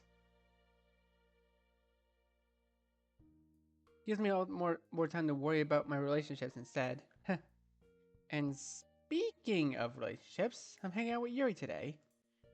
Well, not just with her. It's a day with our club trip. I call it a club trip, but we're really just gonna be walking around town. Strange to think that we haven't really gone somewhere together as a group before. It's always just one or two people from the club, not everyone at once. We're meeting up soon at the big intersection at the shopping district downtown, so I guess I should get ready. I change out my pajamas and muse over my relationship with Yuri. We definitely have more deep conversations about darker topics nowadays, but it's nice to be able to talk about those things. After our initial conversation that day, Yuri did seem to progress a bit in terms of her openness. She's probably thoroughly rehearsed a lot of what she had to say that day. But it's not like zero progress is made. Yuri actually does tell me when things bother her more often. Well, she's usually really apologetic about it, but still. The fact that she even tells me things is good progress. It's been a bit less than a week since our big conversation, though. So, there likely just hasn't been enough time for things to fully settle down yet. Anyway, it's not like she's going to be talking about this stuff much today, given how we'll be hanging out with the entire club. It'd be a nice change of pace, goofing off with everyone and laughing together. Suffice to say, I'm looking forward to our meeting today. It's way too hot today. The sun beats down mercilessly on me as I plod down the street. I'm sweating like crazy just from walking downtown, despite only wearing a t-shirt and shorts. I hope the girls won't be able to tell how gross I am. Well, even if I were super sweaty, I doubt anyone besides Natsuki would really mention it. They're all way too nice to me, although now that I think about it, Monika actually might tease me. It's not too soon enough when I finally catch sight of the others. Looks like I'm last as usual. Richie, there you- Oh, whoa, hey, we got new tires? Finally! I mean, then again, I think again, there was winter back then, so like... Dude, okay, First off, Summer Monica looks awesome. I like it. Or took you long enough. Yeah, same clothes as usual, of course. Only Monica gets special treatment, apparently. Hey, lay off me for a bit. It's too hot to walk quickly. Geez, you should have left earlier then. Yeah, I lived next to you and I got here plenty early. Sayori, aren't you supposed to be on my side?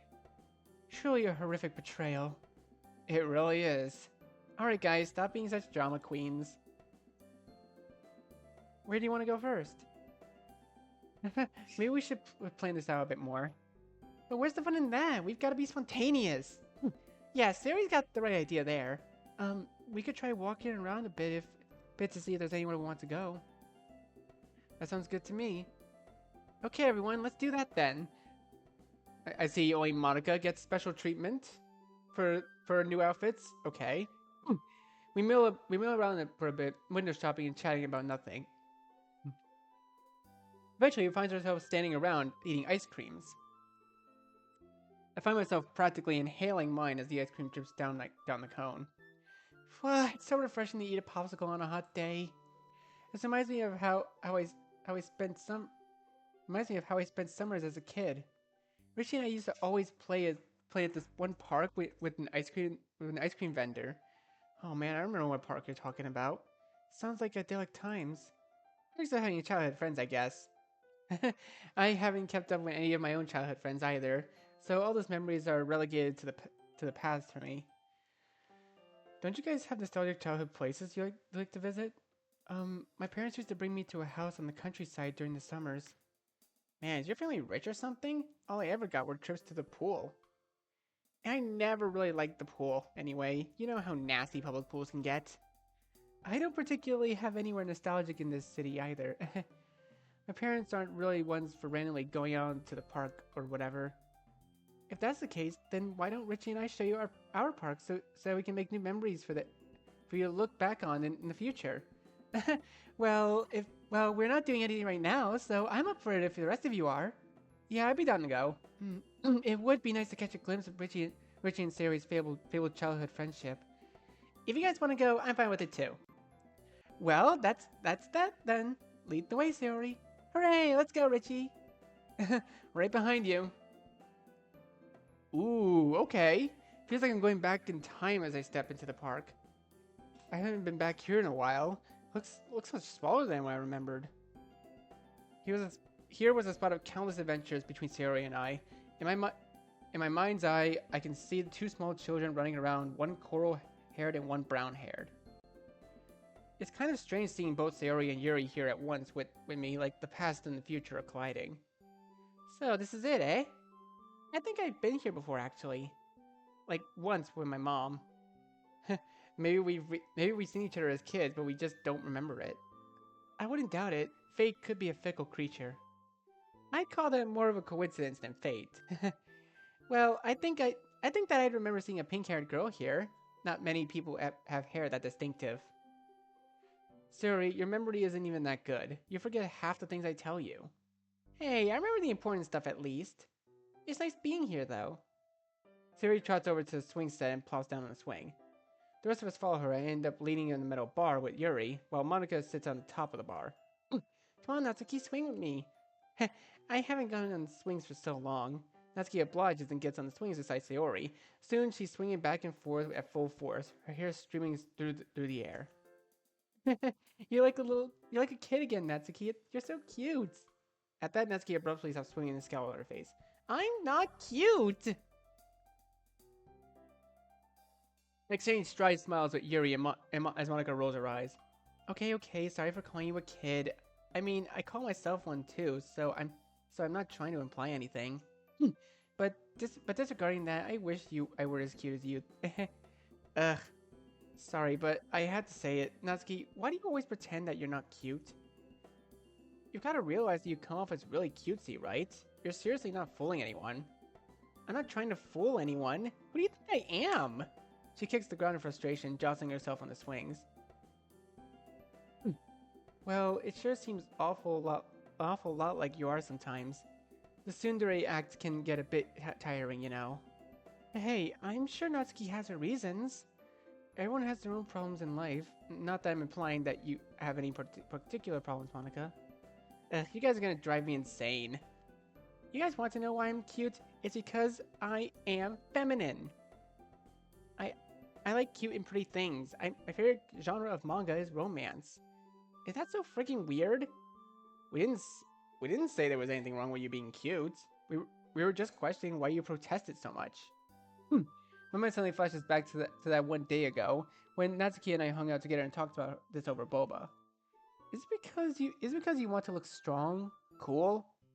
I look looks like she's surprised that I remember what she said. I feel like she might be regretting opening up that one time now. Hmm. Well, what's wrong with that, huh? Doesn't everyone want to be cool and strong? I can't think of any situation where being cute and weak is better than cool and strong. But you can be cute and strong, can't you? Not if you're a tiny girl like me. I like being cute, but I need to be strong. Need? Yeah, need. You guys probably don't know this, but it's just my dad and me at home. My mom's not in a place to help us right now. Hmm. The fire in her voice dies down at the mention of her mom, but picks right back up again as she continues to rant. Things are rough, so I have to be strong for the sake of my family. I can't be some silly little girl anymore who doesn't have a care in the world. I shouldn't be wasting time and money on buying manga. My dad hasn't been doing so well ever since my mom died. I shouldn't I shouldn't even be here hanging out with you guys. Our shop needs all the help it can get. Natsuki sighs, filling with her swing's chain. Mm, I'm just selfish. I can't help wanting to be a normal high schooler. Life is so unfair. Sari reaches out to gently touch Natsuki's arm. It's okay, Natsuki. I get it. You do? There's a slightly dubious expression on Natsuki's face, and to be honest, I'm curious about how Sayori can relate too. Mm-hmm. I There's a reason why I act all sunshine and rainbows all the time, you know. For a moment, it seems like Sayori and Monika telepathically communicate something with each other. It's because I want everyone around me to be happy too. So even if I don't feel like smiling or if I'm unhappy, I still smile for everybody else. Hmm. Even if I don't want to wake up in the morning and face the world, I still smile. Plus, I don't want to burden others with my problems. Sayori, I didn't know. Why didn't you tell me this? I'm supposed to be your best friend. That's why I couldn't tell you, Richie. But how was I supposed to help? It's not your responsibility to help every single person you come across. Besides, I did talk to Monika about stuff, so yep, and I'm glad you came to me to talk about it, Sayori.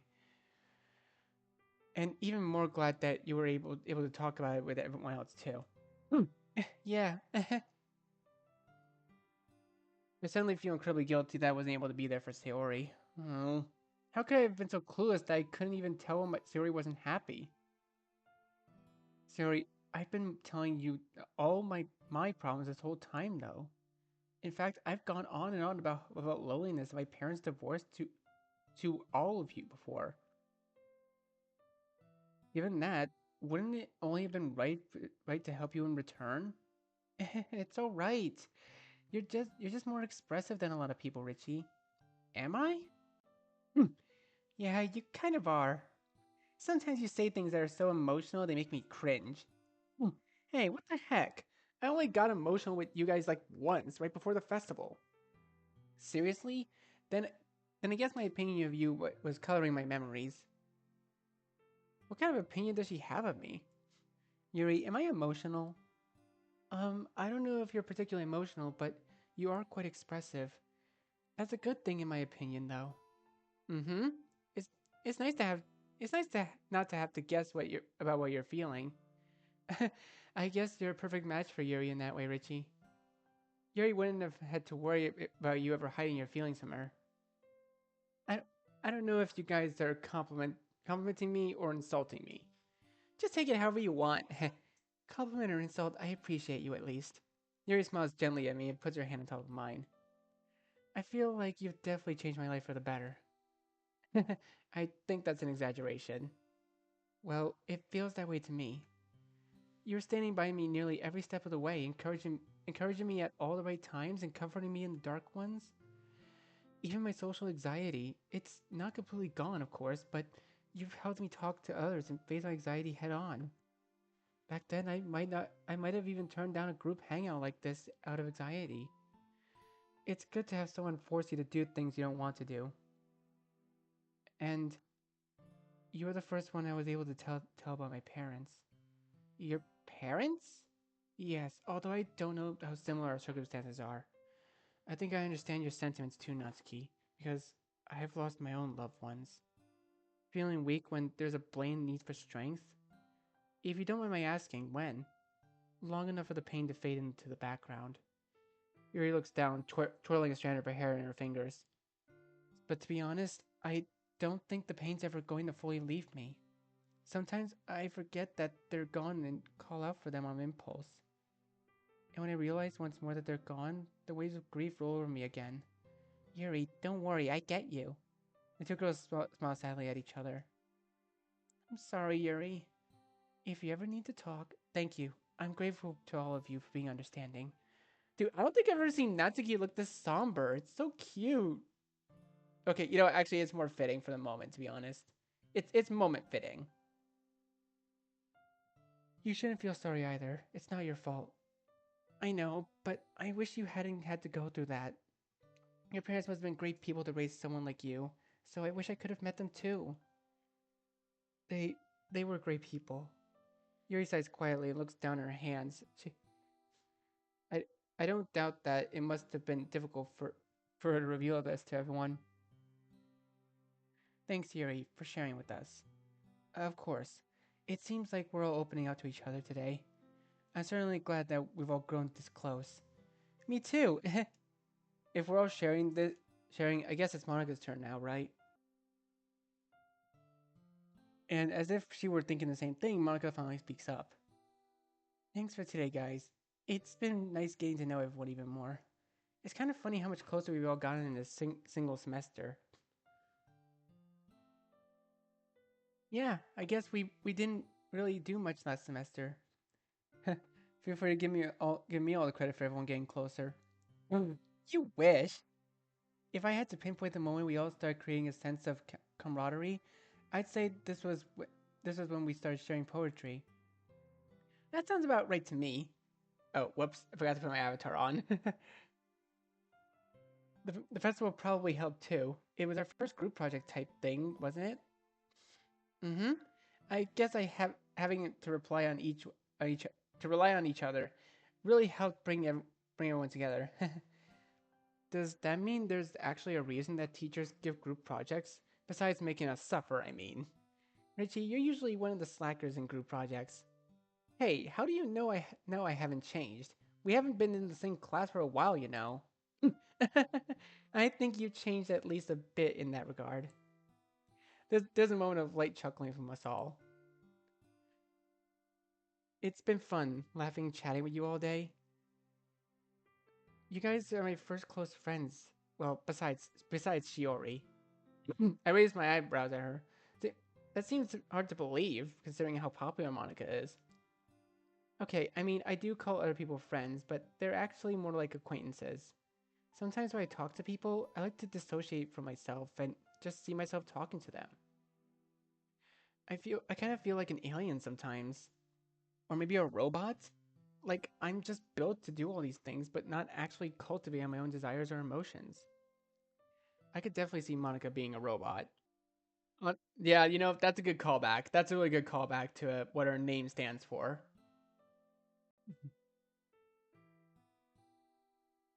Honestly, most of the times when I laugh, I don't actually feel like laughing on the inside.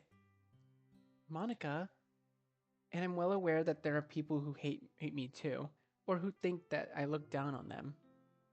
Little Miss Perfect, right? You shouldn't pay them any attention, Monica. Most of those people are actually just jealous of your accomplishments. After getting to know you, I could testify to the fact that you're a warm and kind-hearted person. Yeah, same here. And I don't say that about everyone. Monica smiles sadly at us. But to be honest, it's true. Oftentimes, I do find myself looking down on other people. Huh? It's not that I want to be a pretentious princess. It's just that I'm trained to need to be perfect, I guess. I know that it's impossible to actually be perfect, but like, I can't fathom not getting straight A's, for instance. I legitimately cannot imagine myself ever failing a test or even losing my spot as a top student. My own mother called me a failure when I got a B plus in elementary school. Jeez. What kind of mother is that? Monika stares into the sky, her voice monotonous. Do you know how my parents reacted when I mentioned not taking over family business? They laughed and said they hadn't raised me to become a mediocre trash. Trash, failure, little human garbage. That's what I would be if I weren't perfect. No ifs or buts. It's a black and white world for me. It's life. This life isn't one that I chose myself. Every single thing has been plotted out for me by my parents. Well, except for you guys. Monika, to be honest, your parents sound like crazy tiger parents. I guess they are. I mean, they give me food and a place to live in, and they pay up for all my lessons and stuff, so I can't complain. They just love to brag about me to their friends. Even so, that sounds like an unhealthy relationship. Well, I have to put in work to pay them back for raising me, right? But it sounds like they can be really harsh too. Yeah, when they're mad at me, they can be pretty domineering. I guess you could say that my parents have mastered the carrot and stick routine. Jeez, are you sure you're okay, Monika? Yeah, don't worry about it. If it gets too much for me, I'll say something. Probably. Anyway, speaking of parents, it's actually getting kind of late, so we should probably get home soon. The sunlight's certainly been orange tinted for a while now, with the soft breeze growing chillier by the minute. Oh yeah, my dad's probably gonna be pissed if I take too long to get back. Are you guys gonna be able to make it home alright? Who do you think we are, 9-year-old kids? Of course we will. Hey, I just meant that be night all. It'd be night and all. Thanks for the concern, Richie, but I think we'll be fine. I have a train to catch anyways, so the station's gonna be pretty crowded. Yuri, what about you? Want me to walk you home? I wouldn't want you to go out of your way. After all, you could easily walk home with Sayori. Nah, that's fine. Jeez, if you're so worried about her, I can walk back with Yuri. Eh? Are you sure? I wouldn't want. I said I would, didn't I? It's fine. Just take it, Yuri. That's Natsuki's way of being clingy. Hey, I'm not clingy! You guys are hilarious. It's nice to be able to hang out with a bunch of cute high school girls, isn't it, Richie? I give Monika a side eye as she smirks at me. Come on, Sayori, let's go before Monika says any other weird things. Only teasing. Yeah, yeah. We all linger for a few more moments to say our goodbyes, but soon scatter as the wind begins cutting through us. It's really getting dark pretty quickly. Guess our conversation took longer than I thought. I guess that makes sense though. Sensitive topics usually take a while to talk through. And to be honest, I'm kind of emotionally drained from our discussion. The club has really gone far though. I hardly expected to be having conversations this intense with the girls when I first joined.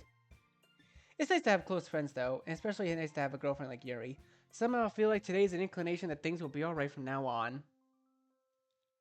Oh my god, there's even more. Oh my god, this is probably the longest freaking part of the series I've ever played. This is probably gonna be the longest series on my channel, to be honest. Man, I can't remember the last time I slept so heavily. This is one of those rare days where I'd rather feeling fatigued from sleeping so much, I'm instead aware of how deeply I slept. The powers of emotional exhaustion. To be honest, it was kind of unexpected that we ended up talking so much about ourselves yesterday. Who knew what everyone was so who knew that everyone was so messed up? I probably shouldn't be joking around about this stuff, even in my own thoughts. It is kind of interesting how we've all dealt with such heavy things before, though. Well, I already kind of knew a bit about Natsuki's troubles, and I definitely knew about Yuri's, but Monika's was a pretty big surprise. I always knew she was pressured, but not to that extent. And Sayori. What had she said again? She didn't tell me because I'm her best friend. God, I can't believe that I've missed all these little hints and signs about Sayori's problems. Can't even call myself her best friend at this point. An impulse set to call her up and ask her to hang out suddenly rushes through me. You know what? I might as well. Phone's up ringing for a while before Sayori picks up. Hello? Hey Sayori, what's up? Sleep. A tired yawn breaks through Sayori's speech. Isn't it noon already? Is it? Yeah, good thing I woke you up before you slept the whole day away, right? At at this rate, you're going to sleep through the rest of the summer, actually. What's wrong with catching up on beauty sleep? I mean, I guess nothing's wrong with it if you try and be Sleeping Beauty. What? Did you just call just to tease me? You wish, but I actually wanted to call you because to ask you to hang out today. Actually, we could probably eat lunch together right now if you wanted. What's the occasion? Nothing, just felt like hanging out like old times, you know? Okay then, give me 30 minutes to get there. Alright, I'm leaving the door unlocked for you. Mom is seriously always on top of things when she's at home. There's always enough leftovers in the fridge to satisfy my hunger, as long as I cook my own rice to go with it. But it's not like cooking rice is a difficult feat. I don't know how I can go back to eating the random trash I buy myself. If Yuri and Mom combined their cooking powers, they'd probably be able to take over the restaurant industry. The rice shouldn't take too long to cook though. All I have to do is microwave the leftovers for the side dishes. So I guess I'm all set for lunch with Sayori now. Nothing to do but twiddle my thumbs and wait. You know what? I might as well check on Yuri while I wait. Hello? Richie? Hi. How are you? I'm alright. Just wanted to check in on you. Yesterday must have been pretty emotionally taxing on you, right? Like, to reveal such a painful part of your past? Thank you for thinking of me. Actually, you're not the only one who wanted to talk to me about things. Oh? What do you mean? I'm actually with Natsuki right now. Huh? Wait, what? Really? Yes. That's kind of a surprise, to be honest. Really? But I've been her friend for a while now. Hold up, why didn't you start hanging out with Natsuki so much? On days when we weren't hanging out, you realized that I have a life too, right? Jeez, you must really be you must be real you must really be hanging out with Natsuki if you're starting to get snarky. Ooh. Don't worry, I'm just joking. I really shouldn't be surprised given how much I've been watching you change all this time. Yes, well, as it turns out, Natsuki and I have more in common than we first thought. And she can relate to me in many ways. So we decided to talk about these things with each other today. I hear a high-pitched muffled voice from the other end. Eh? Yes, it's Richie. I don't think... There's a slight scuffling sound followed by a familiar sounding voice. Richie, you're way too clingy. Can't you go one day without calling your girlfriend? Of course I roll my eyes. Hi, Natsuki. Sounds like you're having fun with Yuri. You bet we are. Without you. Yeah, good thing I don't have to have a fear of missing out. Anyway, I just wanted to say hi. Here, Yuri. Richie, I hope Natsuki didn't tease you too badly. Come on, I can take whatever she dishes out. The two of you are quite amusing, you know. Hey, what's that supposed to mean? Oh, nothing. At any rate, I'm glad you have someone to talk to about everything with. It's nice to say the least. I can imagine so.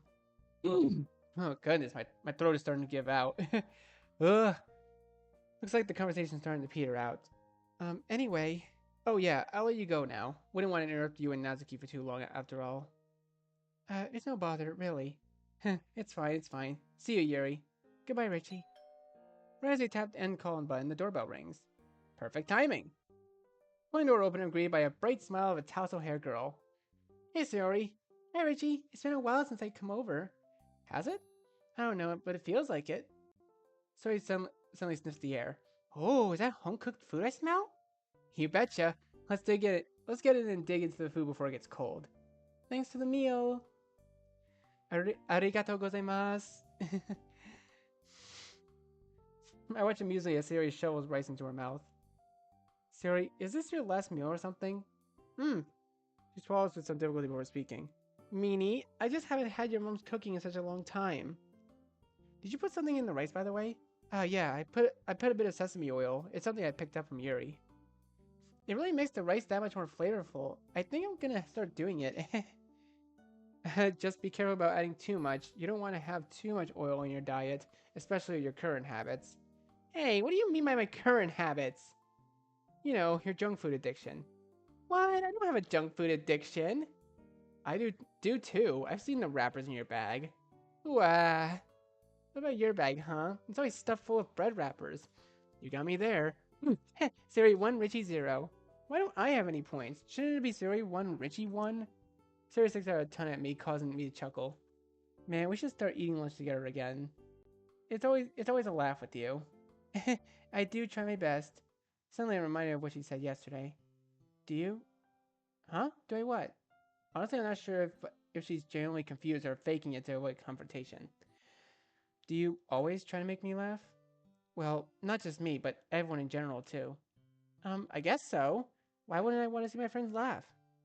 Suri, you know what I mean. Are are you happy with yourself, Sayori? I know you're always trying to make others happy, but from what you said yesterday, well, it sounds like you might be putting on a bit of a mask. At the troubled look on Sayori's face, I hasten to clarify myself. Not to imply that you're always faking your personality or anything. I just mean that you might be acting happier than you feel. Well, I guess that's basically what you said yesterday, right? Seriously, I don't know how it never occurred to me to ask about your own happiness. To be honest, I think I took you for granted, and for that I'm sorry. Richie, you don't have to apologize to me every time we meet up again. uh, shoot, I really have been doing that. It's okay, I don't mind it too much. So, do you mind it at least a little bit then? Eh? Looks like Sayori accidentally let too much slip out. Um, she looks down at her food, poking bits of vegetable around with her chopsticks. If you're not comfortable with it, you don't have to talk about it. No, it's just that. I don't know. Her chopstick stabbed through the carrot, grinding it down to mush. Sayori, it's okay for you to talk to me about your problems. God knows I've only told you too many of mine over the years. It in no way burdens me. In fact, I want to hear about things that bother you because I want to try to help you as a friend. At the end of the day, you don't have to do you don't have to if you don't want to, but just know that I'm here to listen. Thanks, Richie. You're really good at comforting people, you know? Only sometimes. A slow sigh escapes from Siri's lips. Well, you're right. Sometimes I feel like I give so much of myself, but I don't get anything in return. But then I realize that I'm selfish, and I shouldn't be looking at my relationships as if they were transactional. Sari is perfectly fine to feel bad about being taken for granted. Relationships are a two-way street, right? Both sides should be putting it in just as much work as in the friendship. It's totally normal to feel unhappy or dissatisfied. No one can be happy 24/7. I guess so. There's a brief silence as Siri anxiously twists her chopsticks around her hands. All I want to do is see others be happy. But why can't I be happy too? Siri. I don't know to what extent Siri is unhappy, but I also feel kind of like I shouldn't pry. Is there anything I can do to help? I don't want to see you faking your smile. I want to see your genuine grin from when we were kids. Although it's not like I can really tell when she's faking it. Siri smiles wryly at me. To be honest, I don't know if you can help or not. I think just offering support is good enough for now. Are you sure? I feel like I should be doing more. It's alright, Richie. Besides, I've been relying on Monika for help too, you know. Oh yeah, I remember you mentioning that. I didn't know that you I didn't know that you were that close to Monika, by the way. Well, we weren't too close at the beginning, but we started to hang out more. We started to hang out more at as club in the club as time went on. And you know how perceptive Monica can be. She kind of noticed when I was feeling off. Damn, and I couldn't? So I ended up talking to her about it. And that's about it. Well, I'm glad she was there for you at least.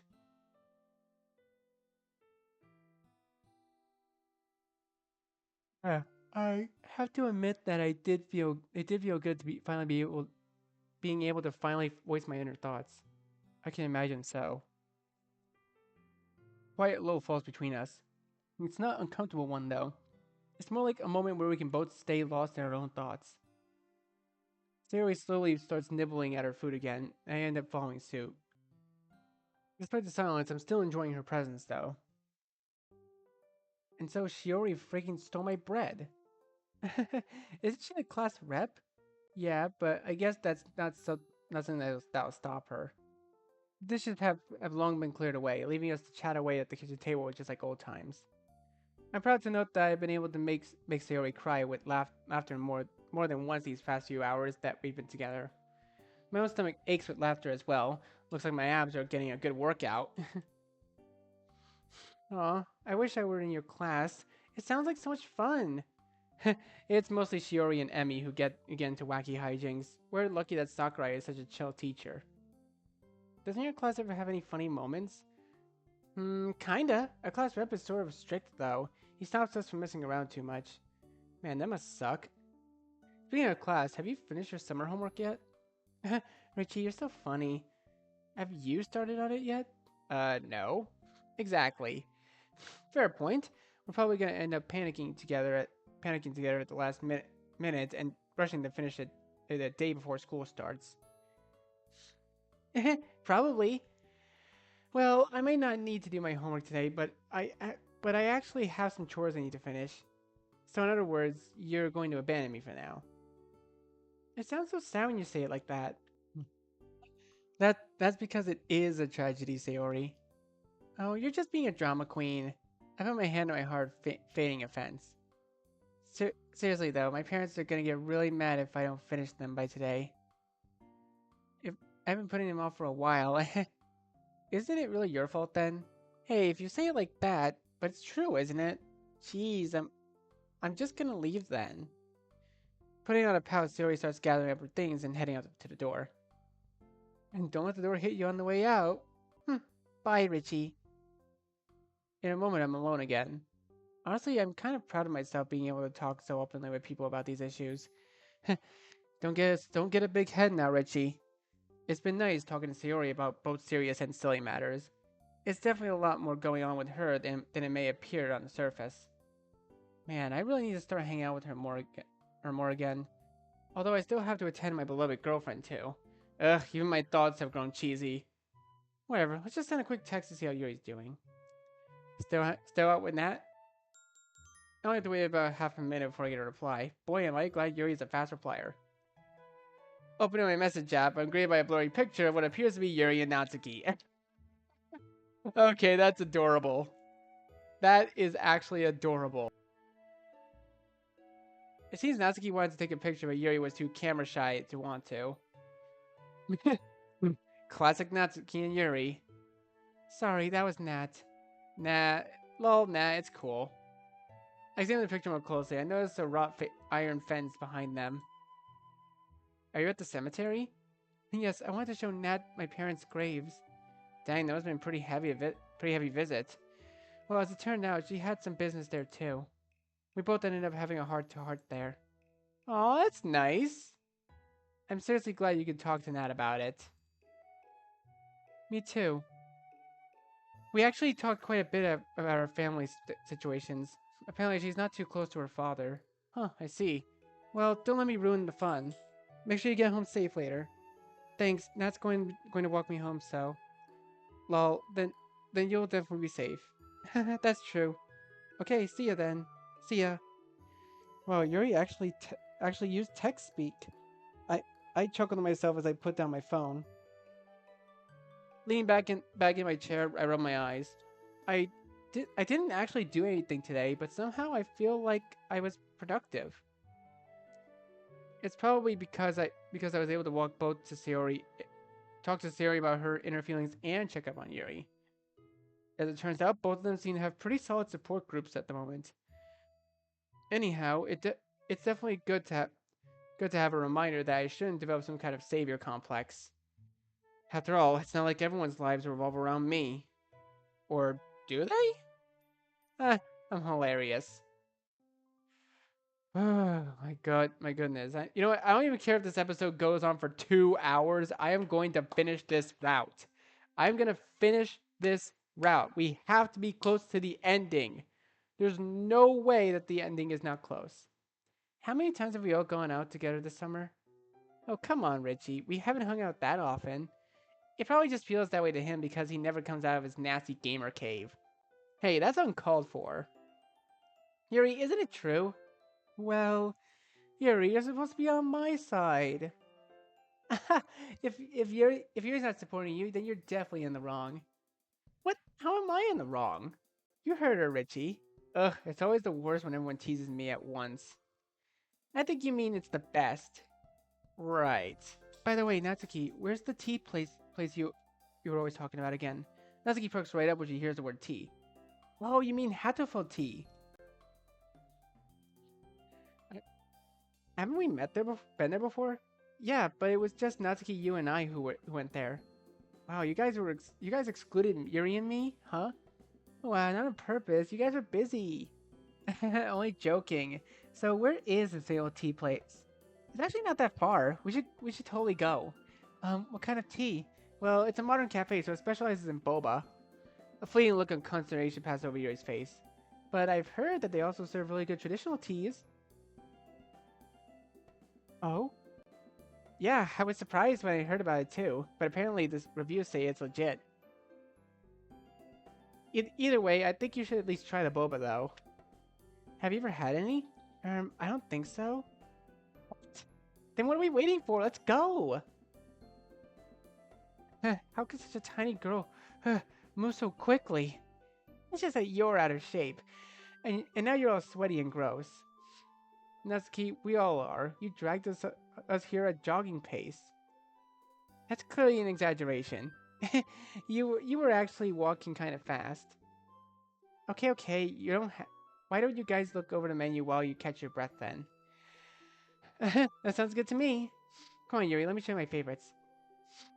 Natsuki grabs Yuri's hand and leads her over to the menu, happily chatting away. They've seriously grown closer over the summer. I wonder if Yuri would consider Natsuki her best friend. It's seriously grown closer this summer. Oh, right, I read that. Looks like Natsuki is about to steal your girlfriend away from you, Richie. Is Monika a mind reader? They'd totally be incompatible as a couple. Or would they? I guess you have some competition now. Where's this conversation even going? Soon enough, we're all sitting outside with plastic cups in hand. So what do you guys think? Of the drinks, I mean. Still as good as I remember it. Same here. I can see why you come here so often, Natsuki. Uh, I often... This is definitely one of the better boba places around the area. I know, right? That's why my taste is undoubtedly the best. Don't get too smug now. What about you, Yuri? How's your drink? Unlike the rest of us, Yuri opted to order a hot, traditionally made green tea.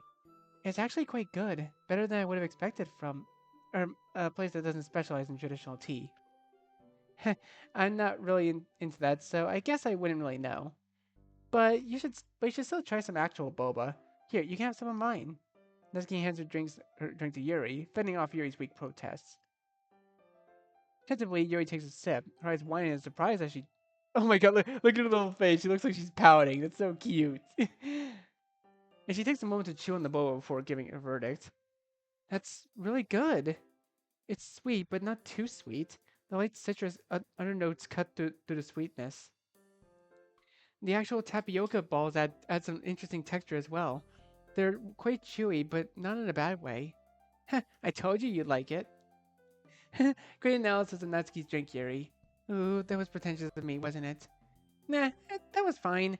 I'd I'd say that it shows how much you actually like it. I suppose so.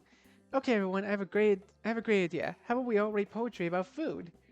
Monica, please don't add any extra homework to our summer vacation. I agree with that. Can we have it until school? Can we save it until school starts again? You guys haven't even started on summer homework yet, have you? No. Of course. Let's talk about something else. I concur. A few hours later, Yuri and I are waving goodbye to Sayori in front of my house. Can't believe you almost drank all of Natsuki's drink. Ooh, I told you I had a sweet tooth. Don't worry, it was super cute. Yuri blushes and looks down as usual. She's bad at taking compliments. Come on, let's head inside. We're home. Sorry for the intrusion. Welcome back, you two. How'd your day go? It was pretty fun. We just walked around town with the others. Yuri here found a new favorite drink too. Oh, really? What is it? Boba. Oh, I remember drinking that all the time as a university student. We'll have to get, we'll have to go get some together sometime. That sounds lovely. I'll be looking forward to it. Although Yuri's still pretty formal with my mom, it's clear that she's warmed up to her. If only Yuri got rid of her sense of propriety. Hey, you want to come up to my room for a bit? Another blush rises on Yuri's cheeks as he darts a glance at my mom. Sure. Don't worry, I'm not going to intrude on your couple time. Just don't forget to come down to help with dinner. I'm just dying to learn a new recipe from you, Yuri. I won't be late. Phew, now that we're alone in my room, we can talk freely. So, how have things been? In terms of your mental health? Getting straight to the point, I see. Better than being around the bush, right? That's true. At this point, it does make me feel less awkward when you're straightforward. It's been going well. There's a shy smile wavering on Yuri's face. That's good to hear. Have you harmed lately? I squeeze her hand as I ask the question. It's still hard to talk. It's still hard for her to talk about it. But we've both gotten a lot more used to discussing these topics. Not this week. Yuri, that's great. Sorry, I can't think of anything else to say that I can express my happiness. Taking my lack of words, I have to kiss Yuri on the cheek. She responds by leaning her head against me. Once again, I'm hit by a scent of lavender shampoo. Thank you. Don't get your hopes up, though. Too high, though. I still have urges, just less frequently. Still, that's seriously good news. I'd throw you a 1 week clean party. 1 week clean party, but I know how much you dislike parties. You know me well. I swear, I should have never let Natsuki teach you the art of sarcasm. Now you know how I felt in the beginning when I could never tell whether you were sarcastic or not. Yuri sighs a little in contentment. I'm glad I met you. I'm glad I met you too. Richie, I'm being serious here. I am too. I just can't stop grinning because you're with me. Oh, Richie.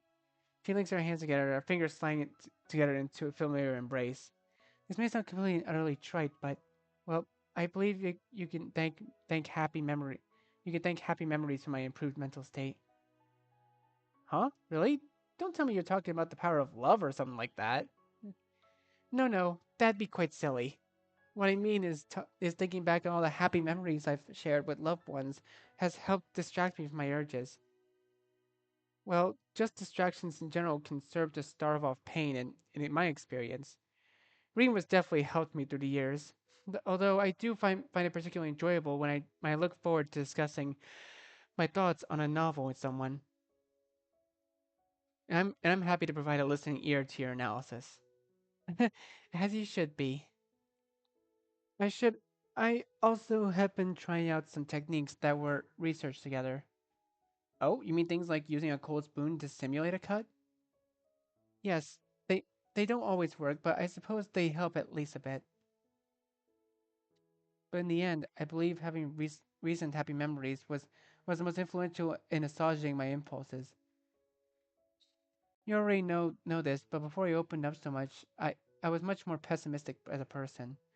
Honestly speaking, I thought that everyone else will only tolerated my presence at most. Well, before I truly got to know them and their real feelings. I'd actually be genuinely surprised every time someone expressed a desire to keep me around. But now you know that everyone does want you around, right? Yes, I suppose. All these memories I have of everyone laughing together has helped me recognize that. Monika, Sayori, Natsuki, and you. Everyone's been so good to me. This is another one of those rare times where Yuri can't find the right words for her sentiments. The club's truly been life-changing for both of us, eh? You could say that again. Hell, it even made me start writing poetry. By the way, Tanabata is in a few weeks. He's like, Tanabata? The festival in July where people write their wishes in the form of poetry on small pieces of paper and hang them on bamboo? I see why was suddenly reminded of it. Oh yeah, they hold the festival nearby, don't they? Would you like to go together? That'd be lovely. I always found the legend behind Tanabata romantic. A pair of lovers separated by the Milky Way except for one day and the festival falls on. Kind of a sad story though, isn't it? Yes, but I always found the bittersweet stories to be the most touching. Speaking of poetry, I nearly forgot about the poem I written for Yuri so long ago. However, I hadn't found a good time to give it to her until now, that is. Hold on, I have a surprise for you. Hopefully I didn't lose it. I remember to my desk drawer and breathed a sigh of relief once I spot the page I wrote on. Here, I wrote a poem for you a while back. It was after our Valentine's date, so I guess I was feeling some residual mushiness. Oh, you have to read it. It's waiting. It's so cool. Wait. In the night, sunset sweet. In the night, I miss the sun. I think of you, the only one, to make me feel the way I felt that love-filled day. Our gazes that met at the spring sunset made a slow burning fire rise up ever higher. The warmth of your lips was oh so sweet, a memory of which none can compete. Aww. Oh, it's so sweet. Richie, thank you. I can't believe you wrote this for me.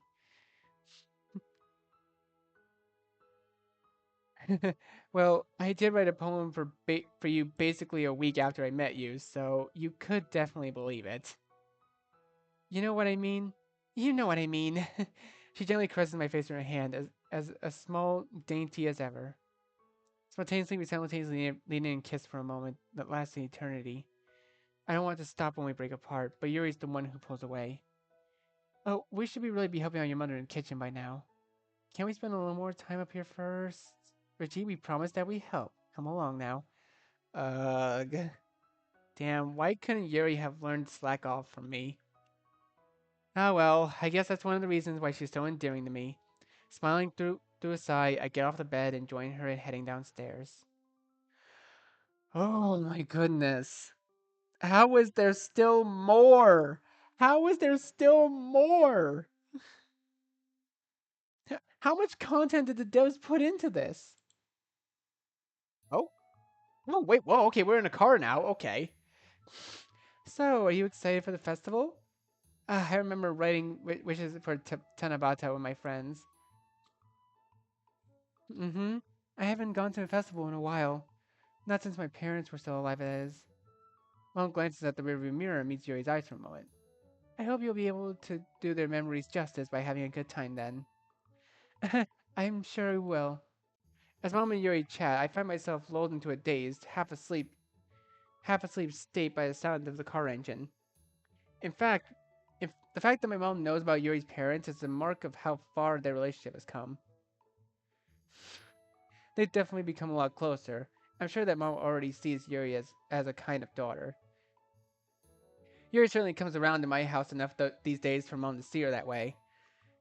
I can only hope that Yuri comes to see her as a mother figure too. The streetlights outside blur by the pale golden streaks as we drive through the neighborhood. It's a good thing my mom's still able to work at home. Otherwise, Yuri would and I would be walking outside the cold. Richie, what? Didn't you hear us calling you? We're here. Right. Sorry, I was falling asleep there. This should wake you up then. Mom opens the car door, causing me to immediately get blasted by a gust of night air. I'm instantly set shivering. I guess there was an effective way to wake me up as any. Jeez, it's freaking cold out. We did tell you to bring a jacket, you know. I thought you guys were exaggerating. You know what they say about assumptions. Okay, okay. Save the lecture for when we get back home, please. I suppose we'd better get going then. Stay safe, you two. Have lots of fun for me. Sure thing, Mom. Ooh, okay. I like this. I like this. We shut the car doors, and after waving goodbye, we were left alone at the entrance of the festival. The bright lights of the festival sky contrast with the darkness of the streets we had just been driving through. What's ordinarily a plain street is now transformed by a multitude of colorful stalls and tables decked out overhead by glowing lanterns. Crowds of pe- Crowds of people from all ages mill about, chattering and yelling away happily to create a cacophony. As we step into the throngs, the temperature difference is instantly noticeable. Here, the body heat of dozens and dozens of people, along with the heat of the food stoves, warm up the night. Heavenly smells of the frying food waft through the air, causing my stomach to gurgle expectantly. Oh man, are you hungry? A bit. Everything smells delectable. I'm definitely going to blow all my pocket money on food tonight. Good choice. You've been saving up for this for a while, haven't you? You bet I have. It's not every day that I can indulge in this much junk food. And suddenly I feel a tap on my shoulder. Eh? Hey Richie, fancy meeting you here. Behind me stands St. Monica, Sayori, and Natsuki. It seems they've just arrived too. What a coincidence! It's like fate! Well, this is a popular festival, so I don't doubt that we'll see classmates as well. Shush, don't ruin the magic, Yuri. So you guys plan to come along too, eh? Yep, Tanabata is a festival related to poetry after all, so I decided to make this a club trip. Hey, why didn't you give me an invite then? Idiot, you already mentioned that you were going with Yuri before. Oh yeah, I guess I did. You and Yuri make such a great couple here. But be sure to take lots of pictures. Ah, thank you. Come on, guys, let's not disturb these lovebirds any further. See you two later. Three girls soon disappear into the crowd, leaving Yuri and me alone again. Finally, no obstacles between myself, and food. Man, I can't remember when I have had such good when I had when I've had such good okonomiyaki. I don't know what that is. The Japanese pancakes are bursting with umami and having been slathered in sauce and piled high with various toppings. How's your dango? Yuri, ever the sweet tooth. She has been nibbling at a couple of sweet dumplings for a while now. They're exactly how I remember them from when I was a child. I doubt they would have messed with the classic as a recipe as regular old dango. You never know. There are lots of modern variations of food nowadays these days. Have you been looking at recipes again? Uh, looks like I got her. There's nothing wrong with variety. I know. No, I didn't mean it in a bad way or anything. I know, you never mean anything in a bad way. We make our way to the center of the plaza and settle down on a quiet bench together. Various bamboo trees are set up before us, quite with quite a few decorations and festival wishes already hung up on the branches. The slender green stalks sway gently in the wind, rustling quietly as if whispering. Richie, you don't know how thankful I am to have met you. Honestly speaking, you've changed my life for the better. I couldn't have asked for a better boyfriend. I can't believe how good of a person you are. Hold up, Yuri. You don't have to gush about me so much. I think you're giving me too much credit.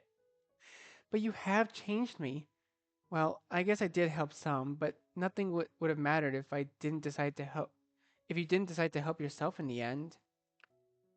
You're the one. You're the one who put in so much effort to change.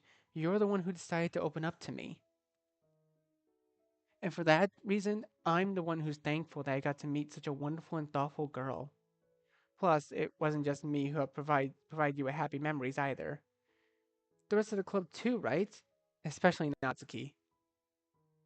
Yuri leans into me, idly filling my sleeve. You know what? You're right. I did help myself. I've always been scared too. I think I think well I think well of myself and to presume that I have the willpower to help myself. But in the end, I think it's true. It's a bit frightening to think that I've actually come all this way. Well, frightening is a strong word. Shocking, maybe? In the end, I suppose my support network helped me realize some things about myself, though. Because of all of you, I was able to identify my flaws and find the motivation to try to resolve them. You all treat me like a normal person. You didn't pity me or act like I was a fragile angel. Yuri, you're one of the strongest people I know. I never see you as someone to pity. I'm sure others feel the same way. To be honest, I don't know if I would have been able to go through the same stuff you have.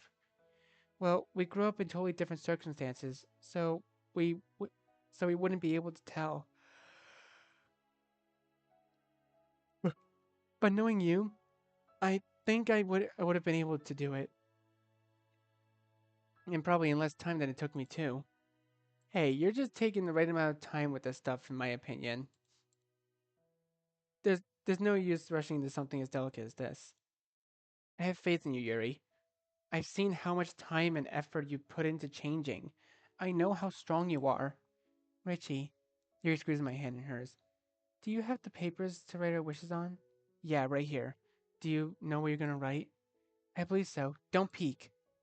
I wouldn't dream of it. I spent a few moments scribbling down our wishes. I have to rack my brain for ideas before I settle on the perfect callback poem for Yuri. Do you do you want to see mine before I hang it up? Sure thing. Oh? My wish. Standing under the Standing under the bamboo, I gaze at the stars. They twinkle steadily, tiny beacons in the night. As I watch them, I fill with expectations, hope springing out, of, out from my heart as I yearn for understanding, wishing for a meeting of perspectives, a way to change the world. My heart wavers as I turn to look at the ones around me, guiding stars, their paths aligned with mine, leading me onwards towards the distant dawn. I gather my courage, reaching out to them, holding them close. I pray for the feeling to last, yearning for the day I can accept this brilliance and make it my own, so that the star of my life might shine and light a way in the dark. Aww. I thought I'd make a return to form and write this one in free verse. Yeah, I noticed that. It's a nice throwback. You always kept a preference for free verse, didn't you? Mm-hmm. Although writing in a meter and rhyme are interesting exercises, I always felt more able to express my true self using free verse. Also, I'm guessing that you wrote about the stars because of the legend behind Tanabata. That's right. Well, I also thought about the stars look beautiful tonight, but when I was thinking about it, my mind kept returning to the North Star for some reason. But it was then that I realized how fitting it would be to compare everyone in my life to guiding stars as a metaphor. Poetic as always, Yuri. But you know what? You're the star in my life. Yuri giggles shyly, softly taking a hold of my hands. Thank you, Richie. And yes, you were one of the most foremost people in my thoughts. There, there were you. There were you, the literature club, the members, your mother, my parents, therapy. Wait, Yuri, you're going to therapy? Yes, I just decided to. I know that you've been advocating it all along, so that's great news. Gain professional opinion. That's that's got to count for something, right? Mm-hmm. Now that I've learned how to fight my urges more effectively, I want to be able to stay clean for good. And I figured that I might as well try therapy out. It's not like I can make it any worse, right? That's the spirit. You know, for a time I actually thought you might have regretted telling me about everything. But I'm glad to know that I was dead wrong about that. I don't blame you for thinking that. Come on, you got to give me some blame at least. I should have I should have never I shouldn't have ever doubted you. Man, now my wish is going to be terrible compared to yours. I doubt that it could make you as happy as yours made me. Well, you can let me be the judge of that. From me to you, summer and the stars are out. I think of the future and what this poem's about. I hope my friendship lasts much longer. I'd like to watch our bonds grow stronger. My days so far have been alright, but I'd like to help you, who's made my life seem bright. I'll be by your side if you ever feel lonely. Where others may falter, I swear you're to be your one and only. Even if you don't feel whole, I'll give you a piece of myself to soothe the pain of your weary soul, because you're important to me. As fragile memories shatter like glass, so will th- so will we rebuild them together, and another year will come to pass. I was actually thinking of the very first poem you ever showed me when I was writing this. I think it was titled "Tumble," if I'm not mistaken. Anyway, I remember that you wrote about a missing part of yourself and not being important. So I decided to write about how you're basically the most important part of my life now. Richie, you actually remember my poems enough to include some of their motifs? How could I forget anything related to you? Richie, I love you. And I love you too, Yuri. I gently cup Yuri's face in my hand and kiss her, savoring the slightly sweet taste on the lips. As we break away for air, Yuri speaks up. Hold on, we still need to hang up our wishes. We approach a bamboo tree together. The colorful stripes of paper bearing the hopes and dreams of dozens of people playfully twirl in the wind. Yuri beams up at me. As we hang up our wishes side by side, they spin together, constantly brushing against each other as if connected. And they are connected. Connected to, that our hopes in that our hopes for the future are intertwined with each other. I can't imagine a future without Yuri at this point. Despite everything that may have happened between us, despite all the baggage from our past weighing us down, we can find strength in each other now that we can learn together, change together, grow together, and we can move on to the future together. Oh, finally! How long was this episode? 2 hours 25 minutes. Oh my god! I probably could have stretched this series out a little bit longer, but I wanted to end it today. Dude, this was awesome. This was awesome. This was great. I liked it. You know what? I'm really happy with how this ended up. This was great. This was the best way to end it. My goodness. Uh, Honestly, that may have been the longest route in this entire game. Or mod, I should say. But oh my god, finally it's over. And I got to end it with my favorite girl, with best girl Yuri. And not to mention, not to say I don't like the other one. Sayori was really bubbly, cheerful, and the topics that they touch on in her route is really nice. Natsuki's route was very interesting to say the least. And seriously, 4 endings for Natsuki? Why four? Why does she have four? Anyways, I'm really sad that Monika didn't actually get her route at all, or Shiori or Emmy. No, look at the little Mochi in the back. He's so cute. I was really hoping that I get to see more in this game.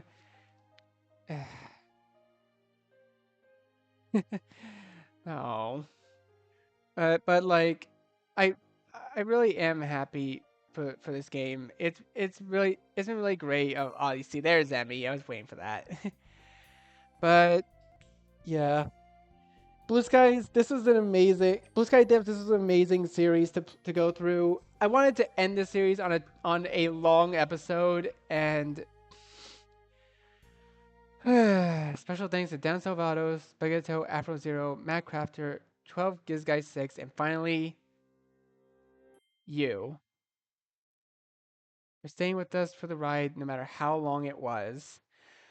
Oh damn! You know what? This is a deserving way to end the episode, to be honest. Oh wait, what? So you finally made it, huh? All three routes, all three good endings?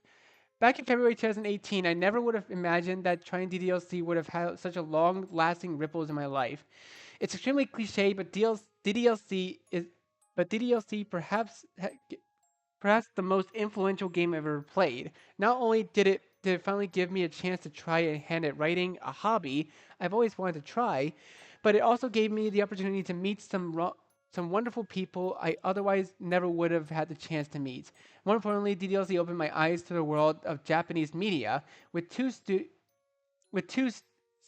ones being Danganronpa and Ikarashi and Katawa Shoujo. I knew Danganronpa was being referenced somewhere. I know there was there for a reason.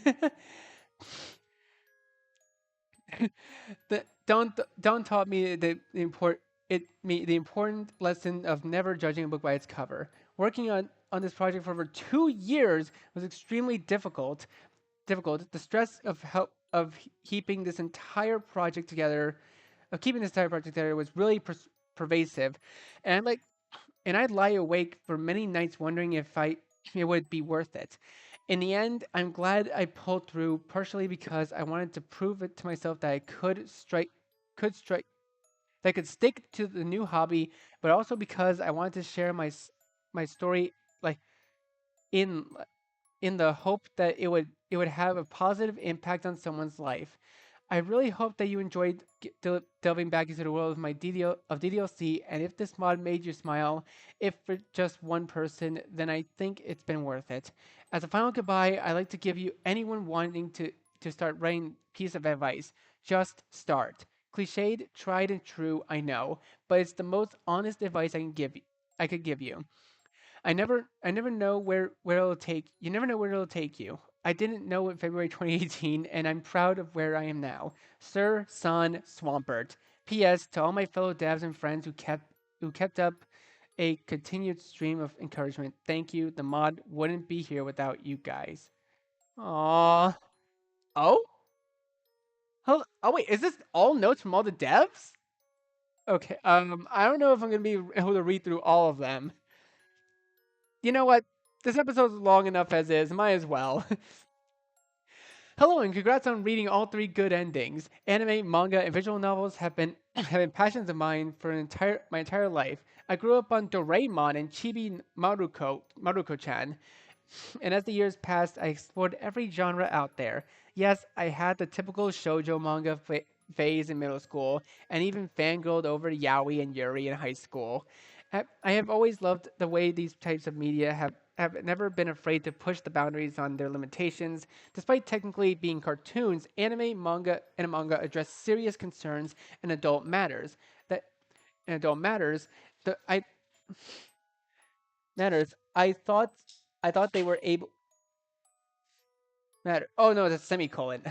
They were able to utilize the art of their mediums to convey certain messages that could not be conveyed through live action.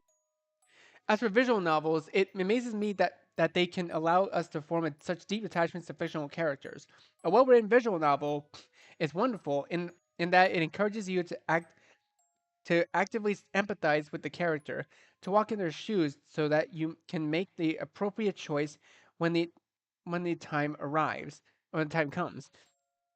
Like you, as a player, I would have tried for all the good endings, but that Blue Skies included. As someone who enjoys 100%ing visual novels, I would have felt awful, as I always do, when purposefully choosing the incorrect answer for bad endings. My wish is that through Blue Skies, I have helped you feel the same way too. Even that, even after many sleepless nights spent hunched over on my drawing tablet and squinting at countless pages of writing and code, I wouldn't. I wouldn't change a thing about my experiences with Blue Skies. It has introduced me to a singularly extraordinary, albeit sometimes fantastical community, and to many incredible modders. Thank you for allowing me the opportunity to make this mod. Without you, the player, I wouldn't have had a reason to undergo such a project. And for that, you have my sincere gratitude. Thank you for playing DDLC Blue Skies, and I hope you have fun doing so. Kior, Kiori, Kiori.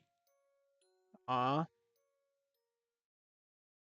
And that's the end. Oh my goodness. Finally. Ah. We got this, and the menu changes too. Let's go. That's so cool. Wait, can I right click? I cannot. Okay. Wait, what we got in gallery? Oh, okay. There's stuff in the gallery. Some of them are 18 plus. Thank you for at least letting me censor the nudity a little bit. Okay. Extras. We know that players are disappointed by the exclusion of Monika, so here are some Monika scenes that unfortunately couldn't make it into the complete mod. First, second, and Sunday scene. Okay. Alright, let's go on Monica's first exclusive. You know, I'm gonna extend this episode even further. You know what? We're gonna see everything, okay? I guess that everyone is already has their pre-established routines here. I'd kind of like to talk to someone, but I wouldn't want to bother anyone here. It's always a bit hard to fit in with the group that's been together a while, at least when you're first try to join. The difference between the levels of familiarity usually makes things a bit awkward. Although I can't complain much, these girls have been far more welcoming than they need to be. Plus, I think a peek over at Monika and Sayori, who are still talking animatedly. Sayori is chattering on, waving her arms around energetically to make some sort of point. Meanwhile, Monika looks on with a thoughtful expression. I catch a few snippets of their conversation. We're probably gonna seem really lame compared to all the other clubs, though. I guess Literature Club really doesn't have too much going for it at the moment. But then But then I've always been part of the Go Home Club myself, so I can't speak much about it. It's truly a stroke of luck that the one club I managed to join had Monika presiding over it. To be fair, she's way out of my league, but it doesn't hurt to hang around the second year's idol. Actually, now I think about it, I don't think anyone really knew that she was a president of literature club, myself included, which is kind of strange considering how she's always been at the forefront of all of our activities. I'm pretty sure that she's the captain of the girls' tennis team, and she said yesterday that she was the president of the debate club last year. Geez, I just realized president of a huge and active club at first as a first year. Only Monica could pull something off like that. But then she quit the debate club for this one. I guess she didn't publicize it on purpose to avoid anyone joining the club just to hang out around her. Not a bad idea, even though this club just barely makes the cut off of its number of members. Each and every one of these girls is enthusiastic about literature. Quality over quantity, after all. Just goes to show, Monica truly passionate about this club. Wait, I'm one of those members now. Gotta step up my game. That is, if I had one. Speaking of games, I pull out my phone in my bag and turn it on, looking around to check if anyone's paying attention. They're all absorbed in whatever they're doing. Good. Now I can check my game for daily rewards. Maybe even finish a quest or two while I got nothing to do. I really should be doing something literature related, but well, to be fair, a game is like half visual novel, half RPG. Emphasis on the novel part. It's literature enough, right? I'll just do something productive after one quest. One tiny simple quest. Just one. We all know that feeling. It's just one, and then you just keep going further and further down. Just one more Arc Devil to slay. Then I have enough skins to finish the godforsaken fetch quest and have the horns and the trapper quest down the line. Plus, I got some demon eyes from all the senseless killing. Oh, the crafting possibilities that open. I swear that there used to be more Arc Devils spawn in this area, though. Don't tell me we're hunting them to extinction or something. I'll just have to wait a bit before I them to respawn, I guess. Or maybe just switch over to the main account and trade those last skins I need for onto this one. Richie, I jump in, then guilty look around. A lot of time has passed enough that Monica and Sayori have apparently finished the conversation. I really have no self control, do I? Hey, Monica, what's up? I thought you joined this club to get into literature, not play games on your phone. Jeez, I'm not trying to be your mom, but you need some discipline. Yeah, sorry, I just got caught up in it. It's sort of addicting. I mean, they kind of designed the game to be addicting, so excuses. She probably thinks I'm some kind of no life otaku now. Not that not that I should be wrong, but well, if you're not going to be doing anything constructive with your time right now, why don't you come help me out? I got a ton of work to do today, and I'd really appreciate it. Having to do work isn't too bad a payoff for getting to see Monica's irresistible smile. Besides, I'm not doing anything anyway. My game can wait, probably. Sure thing. What do you need me to do? As I say that, I stand up and stretch, wincing as my legs tingle from pins and needles. Well, for one thing, could you hold these papers for me while I get on my laptop? I nod, and she hands me a thick sheaf of papers.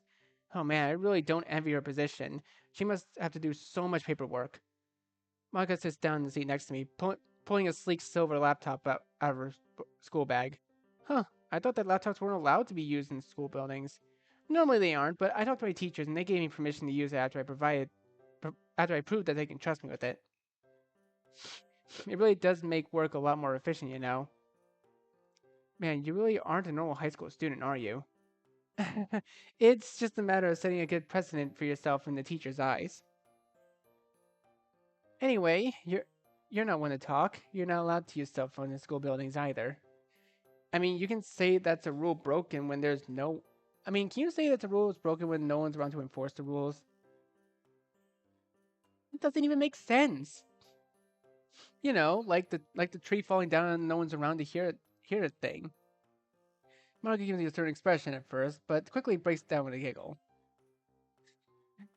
It's no wonder you never gotten into literature, Richie, given the amount of time you spend playing around. Hey, I do some work sometimes. You know that what they say, always hire lazy people because they'll finish what they have to do in the quickest and most efficient way possible. Or something like that. You see, that's why I don't get these privileges. You have you have to work hard to earn your things you want. Asaya gives from her lips as she powers on a laptop. I have to admit, working hard isn't all that fun though. Don't you ever do random fun things in your free time? Like any hobbies? Besides tennis, I mean. Eh. A hint of blush slowly develops on her face. Like what? Sorry, I forgot that you probably don't have a lot of downtime. But yeah, things like playing video games, watching shows, drawing. Oh, reading too. Anything that acts as stress relief. I mean, I had to say reading and writing then, given that I'm leading the school's literature club. And playing the piano as well. Well, those hobbies are pretty fitting for a top student. I think a peek at Monica's laptop screen once she's logged in. The background looks like a default one, the swirls of gentle blues and greens filling the screen. There are many icons, just typical internet productivity ones. There's a single folder labeled School breaking up of default icons. Suffice to say, her desktop is exceedingly sparse. You don't use your laptop much, huh? Not really, mostly just for schoolwork and things like that. I'm basically the total opposite. I can spend hours surfing the internet. An almost wistful expression appears on her face. You don't have much going for you, do you? In terms of schoolwork and clubs and stuff, I guess not. Which is another reason why I'm glad that I'm in a literature club now. It's stopping me from just whiling the days away. Gives me a purpose. I'm really glad for that, Richie. That gentle smile just melts my heart. To think that my efforts could be such a good influence. Not that I'm trying to go on an ego trip or anything, of course. It's just nice to see the benefits of my work. Don't worry, I get what you're saying. But you can't just work all day, you know. That much stress could start impacting your health. That's true. She sighs again, a heavier sigh that just radiates exhaustion. What am I supposed to do? I can't help if there's a lot going on. Well, let's just take it one step at a time, starting now. You can take a break right now. After all, it's club allocated time anyway. Eh? Eh, come on, you're supposed to be doing club activities anyway, not work. Well, she gives me a doubtful look and plays at the end of her strand of her hair. I alright, I guess you're right. What do you want to do then? Even though she's supposed to be taking a break now, Monica looks pretty miserable at the thought of not working. Is she really that much of a workaholic? Hopefully I can cheer her up. Your laptop's from a pretty good brand, but I'm guessing you've never played games on it. That's right. Are there any types of games you like playing? I'm not really into games. Well, what's the last game you played? I've never played any video games before. What? Uh-huh? Really? You'd think I'd lie about it? Ah, crap, she seems kind of annoyed now. Sorry, it's just that video games are such a huge part of my life that it's kind of a shocker to realize that it's not a part of everyone's life in a way. Maga sighs yet again. I wonder how many times I'm gonna make her sigh today. But you've never played any type of video game before in your life? No arcade games or virtual pets even? I'm afraid not. It's just real. I just never really had the time to get into them.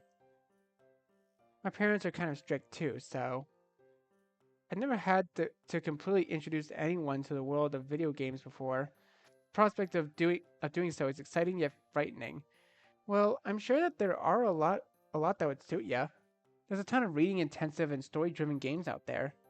There are probably even poetry related ones too. Monica raises an eyebrow, shooting me a skeptical look. Look, hand over your laptop, I'll show ya. Don't worry, I won't wreck it or anything, I promise. After a slight hesitation, she allows me to take over her laptop. Alright, what to start with? In the end, I settled on downloading an Otome game for her. I haven't played many of these considering that they're basically dating sims geared towards women, but Monica might get a kick out of it. It's a fairly silly one too, where instead of guys, you can date cats. not even anthropomorphic cats, just regular ones. I loaded up the game and watched Monica's expression change to one of bewilderment as a glittery lavender title screen featuring photos of cats filled their laptop display. A gentle tinkling melody sounds from the laptop speakers. Necoful boyfriend? I grinned at her and began the game. What did I just get myself into? Something extremely fun and life changing, obviously. As we read through the opening dialogue, I noticed Monica's expression slowly relaxing, a sparkle in her eyes as the comedy and absurdity of the game starts to get to her. She even starts chuckling at some lines, although I can tell that she's trying to suppress it. But as we continue, I realize that she's nearly leaning out of her seat to look at the laptop on my desk. Here, let's move our desk together so it can easier for you to see. Ah, good idea. I slide my desk over to Monica and move the laptop so it's between the two of us. This is a work in progress. Sorry. Aw, man. I mean, it looks good. Like, yeah, it looks good. It just needs a bit of shading here and there, and that's it. Okay, like, seriously, hey, devs, if you're watching my videos, please, I implore you to make a Monica DLC route. Please. It's okay if you don't want to. Not forcing or anything. These little extra scenes are more than enough, in my opinion. Oh, whoops. By the way, I've played through this game already, so you can progress the text yourself now. Besides, you'll probably read way faster than I do. Thanks, Richie. That's pretty thoughtful of you. Now that we're sitting so close together, we can practically press up against each other. I can't help but think about how warm she feels against me. Taking a peek at her face, it doesn't seem like she's realized the situation we're in. Like everything is like all flat colors except for her eyes. Or maybe she's just used to it. After all, it wouldn't be surprising if she had a lot of experience with love. In fact, there are plenty of guys out there who would kill to be in my position right now. So maybe this is totally normal for her. Come to think of it, this might be totally normal in general. May, maybe I've just been isolating myself from everyone so much so that I've been missing out on regular high school stuff life. I really don't want to end up like the handholdless and kissless high school graduates. No bitches. but it is but it is really Is it really possible for someone could like me in that way? Well, I should probably just focus on the here and now instead of thinking about depressing things like that. At any rate, Monica's doing that right now. She's completely absorbed in the game. What is this choice? How am I supposed to choose between Yuta and Sakutaru? I'm really glad that she's enjoying this. I don't know what I don't know what I would have done if she ended up hating all video games. Just goes to show seemingly perfect students are people too. You know, when you suggested that we play games together, I didn't expect you to show me a weird dating thing. Hey, I thought that visual novel would be a good way for you to dip your toes into the waters of gaming. It's funny too, and I figured that the humor could help you with your stress. Well, you figured correctly, because this is actually really funny. Anyway, more importantly, whose route are you going after? Like, who do you want to romance? They're not real people, so it's kind of hard to say. Just pretend that they are. Well, then I think I'd have to pick Kazuichi. He's re- he's really kind-hearted. It seems like he's a type to listen without holding any judgments. He's gentle yet strong and reliable, so you get a feeling of comfort from him. Not to mention he's really smart too. So I'm guessing that that's your type then. Monica's cheeks faintly reddened at my words. Wouldn't you like to know? Either way, you have good taste. His route is pretty interesting. Hey, don't you go spoiling anything. All right. Just watch out for all the flags then. Flags? Yep, there are events and lines in dialogue that have heavy foreshadowing. For instance, if Kazuichi told you something like "You'll never leave me, will you?" that might be a death flag. Or or at least something will probably happen in the future to separate the two of you. I see. You'll never leave me, will you, Richie? Huh? You better watch out for your impending doom now. That's not a line I'd expect to come out of Monica's mouth. That's not how it works anyway. Death flag pops out for the person who says the line not for the player or me, I guess. My bad then. That line was really too cheesy though. I could barely keep a straight face when I was saying it. To be honest, I wouldn't mind if Monica said that kind of thing to me more though. Not a romantic type then. Wouldn't you like to know? Trying to be mysterious type then, eh? Hey, I'm not a visual novel character, alright? Fellas, how do we tell her? How do we tell her? You can't just box a person into an archetype. So you say. Let's just focus on the game again. Sorry, Richie, I totally lost track of time. We should totally get back to sharing poems now. That's alright, I forgot about the time as well. I guess that's a mark of how engrossing the game is. The conversation wasn't that bad either. Glad that my route isn't too boring. Honestly, though, I'm really happy you like the game. Thanks for showing it to me. Needing a laugh in a silly game like that was just perfect. I like to think that I have a good sense of humor, and its writing hit the nail on the head. Does that mean that I have good taste then? Maybe. Well, shall we get going? Monica nods and then pauses a little. But pauses a little. Hey, Richie. Sorry that I was a bit short with you before. It if I seem irritable sometimes, just know that it's not anyone's fault. It's just easy to get stressed with all the responsibilities I have to deal with. It's fine, really. Everyone has their off days. Well, thanks. Okay, everyone, let's all share our poems while we still have some time left. I haven't really thought about it till now, but Monica's kind of reserved, isn't she? She's definitely not shy, but I think she puts a lot of effort into maintaining a certain image. I get the feeling that it might be hard to get to know her true self. Oh, okay, so that's the end of one scene. So she has three exclusive scenes. Uh, you know what? You know what? I'm gonna do all of them. Okay, second exclusive scene. Let's go. Hey, Monica, what are you up to? I approach Monica, who's sitting at a desk doing some sort of work as usual. She responds to me without looking up. Hi, Richie. I'm just finishing up some paperwork. I slide into the desk beside her. I'm guessing that's for the club. Finally glancing at her paper, she smiles sheepishly. These are actually unrelated to the club. Monica, didn't we just talk about taking too much needed breaks yesterday? I know. These are really important though. They're forms I need to fill out for class as a class rep.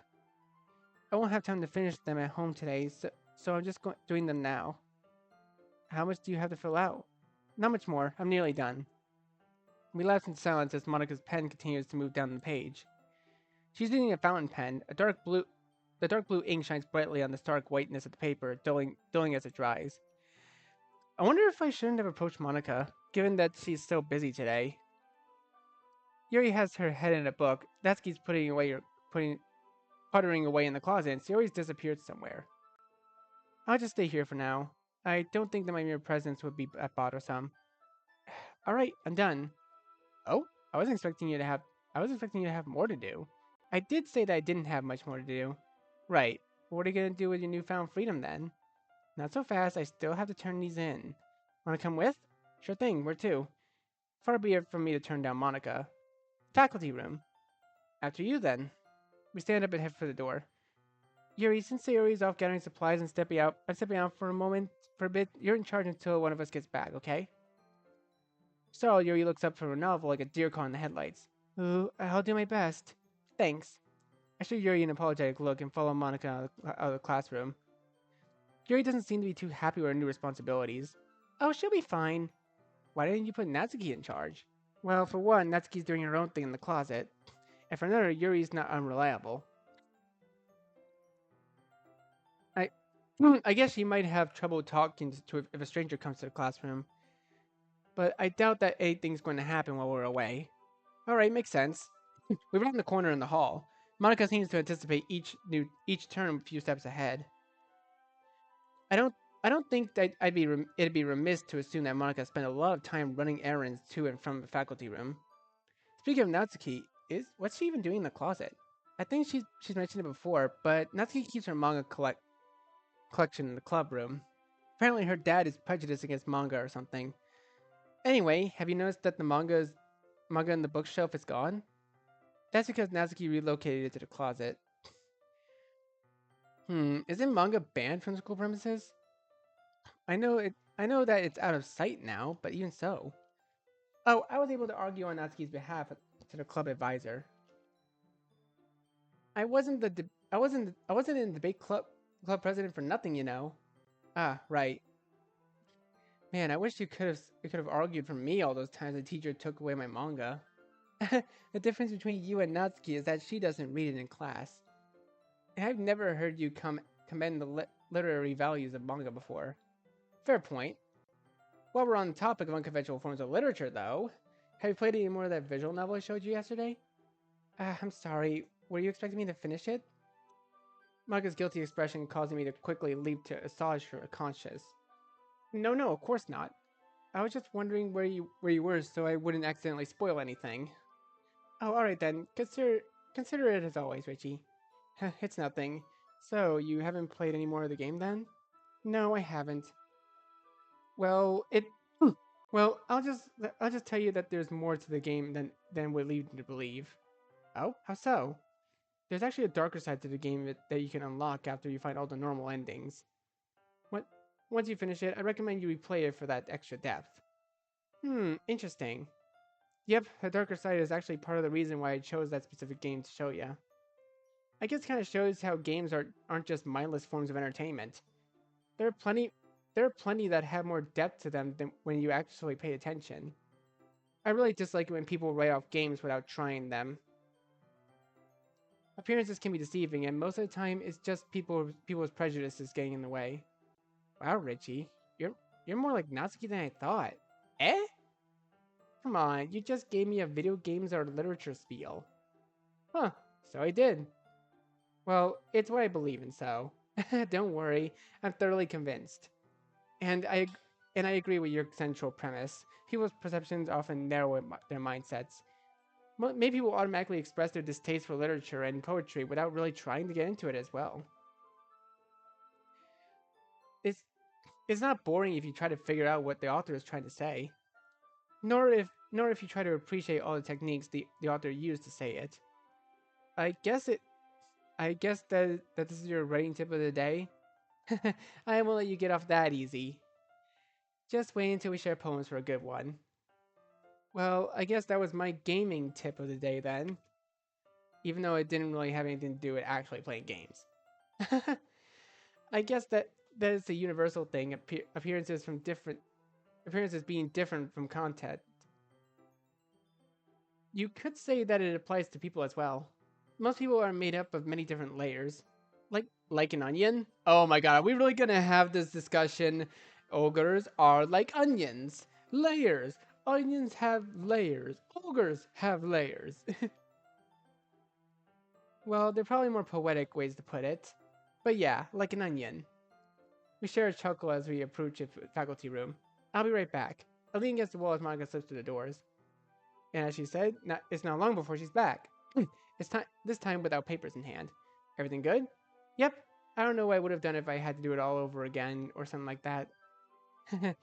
I don't think that you'd ever have to worry about that. You never know. If I let my guard down and become sloppy, I think that your sloppy work would probably still be better than my best work. Besides, even if you make a mistake, it's not the end of the world. There's nothing wrong with starting over. Better to do it right the first time, though. Honestly, I had that mindset a lot. I wouldn't want to waste any time after all. Well, that's true. Anyway, shall we head back? Fine by me. We started walking back the way we came, slower this time.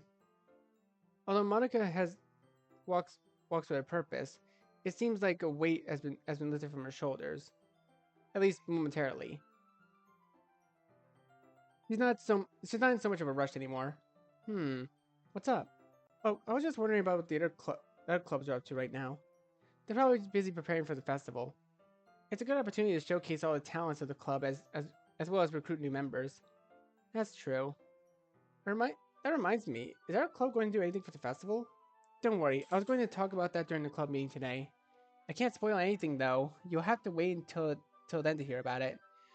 Alright, alright. Actually, you want to check out the other clothes they're doing in that case? You mean spy on them? Think of it more like as inspiration. Well, a mischievous glint appears in her eyes. We might as well scope out the competition. It'll be a secret mission for the ages.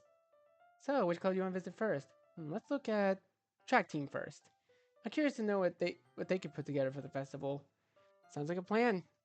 We turn the head around the head of the opposite direction. Ooh, wait, we get another hall? Okay, finally, a new hall background we haven't seen before? As we walk through the halls, alternating patches of golden sunlight beat streaming through the windows and cool shadows fall over us. A moment of warmth, the next, a slight chill. Our footsteps echo through the halls, at once lonely yet somehow comforting in its departure from the norm of bustling noise that usually fills the halls. A comfortable silence settles over us as we walk. It's a far cry from the banter between us that when we were to walk into the faculty room, but the silence almost feels more intimate. Through the windows, I can see the baseball team practicing in the distance. The nearly setting sun bathes everything in a golden orange glow.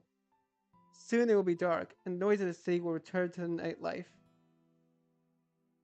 But for now, all is quiet, peaceful. I used to se- I used to seldom stay after school of my own accord, but now that I'm doing so, I have to admit, there's just something about empty schools. It conjures up an almost indescribable feeling like time has stopped somehow. Especially the afternoon glow, it's as if the empty school is captured by a snapshot of sepia photo. The faint echoes of footsteps and distant doors shutting from those who are left seem like mere ghosts of the past today. I guess that makes Monika and I ghosts too. If only we could just abandon all responsibilities and drift away. But that's just wishful thinking. Do you stay after school a lot? Hmm? Well, I've always been in clubs, so. Oh, right. I was just thinking about how it's peaceful when schools are empty. Yeah. It's a bit lonely, but at the same time, having more people around would ruin the peaceful feeling. Yeah. I've always thought the golden hour was beautiful as well. The golden hour? Mm-hmm. That's the time right after the sun rises and before the sun sets. Where everything is tinted by yellows and oranges. Ah, so so like right now then. That's right. I wish it lasted longer, but nothing gold can stay. That's pretty poetic. Depressing too. I didn't come up with that myself. It's a title in the last line of the Robert Frost poems. Ah, I see. I guess that explains why it's poetic. He sounds like an interesting guy though. I've got to check out his poems sometime. His poems are really interesting as well. By this time we reach one of the school's back exits. And step aside, the cool breeze ruffles my hair and makes the ends of Monica's hair ribbon dance. Kind of chilly, isn't it? It is nearly sunset. Not to mention we're in November right now. I wonder if we'll all have a white Christmas this year. I hope so. I just love snow. Shi Shivering, we make our way towards the track, where the track team's club room and sports equipment storage shed are close by. Oh, that reminds me. Isn't there a tennis team doing that thing for the festival? We are actually. I'm class rep and president of the literature club though, so the vice captain's taking over those duties since I have to manage two events already for the festival. That makes sense. You'd be swamped otherwise. Mm-hmm. You should check out my class cafe during the festival, by the way. Only if you promise that I won't get food poisoning. I'll personally pay for your medical bills if that happens. We quiet down as we reach the club room. However, even though we're quiet, the people inside the room aren't. The track team is as boisterous as ever, so much so that we can hear snippets of the conversation outside. There seems to be an argument going on inside. Although, to be honest, I can't tell whether I'm hearing happy or angry outbursts. It's just the way the track team is. Loud. Monica raises an eyebrow at me and I reply with a shrug. They've got a lot of energy, huh? Well, they are the track team. We slowly approach the door's window to peek inside. Before we can reach it, the door flies open with a bang. We flinch as the quiet is suddenly shattered by voices coming from within the clubroom. A petite girl wearing striped stocking. Ah, it's Emmy. Emmy's here. What is she doing here? Oh yeah, she's track team. Whatever, you guys figure it out then. I'm gonna hit the track before it totally gets dark. She flings the door shut and turns towards the track, nearly running into us. Oh crap! Sorry, I didn't see you guys there. She looks kind of familiar. It's fine. More importantly, is everything alright in there? Hmm? Oh, them? Yeah, they're fine. We were just arguing over festival things. Were you guys just about to knock? Kinda. We just wanted to take a peek and see what you guys are doing. A sparkle appears in the girl's eyes. Are these new members I spy? We were just a bit curious. Curious about the team, right? Since you're since you're gonna be new members? The girl suddenly seems to be more intimidating with her overbearing excitement. Well, in that case, I'm at your disposal. Ask me anything. Monica and I exchange glances. In that case, what's the track team doing for the festival? Oh, about that. Well, you guys heard them in there. We haven't really decided anything yet. But I'll have you know that whatever we do will be really good. If everyone's as enthusiastic as you, I'm sure that it will be. The girl sighs, her mood seemingly dampened by a bit by Monika's words. That's the problem. I'm not all of them are so passionate. Man, I wish I wish there was a whole team of me's. Anyway, that's why I need to get more go-getters like you two on the team. I don't want to check the track team, but I feel like I'm going to be really disappoint this girl if I don't do it. It feels like I'm being swept in a hurricane of extreme excitement with her. Wait, I have the furniture club though. Must resist. I'm sure that you'll be able to convince new people to join during the festival, especially with your if you're the spokesperson. Thanks. Oh shoot. Sorry, I gotta go get changed so I can run before night falls. I'll see you at the festival.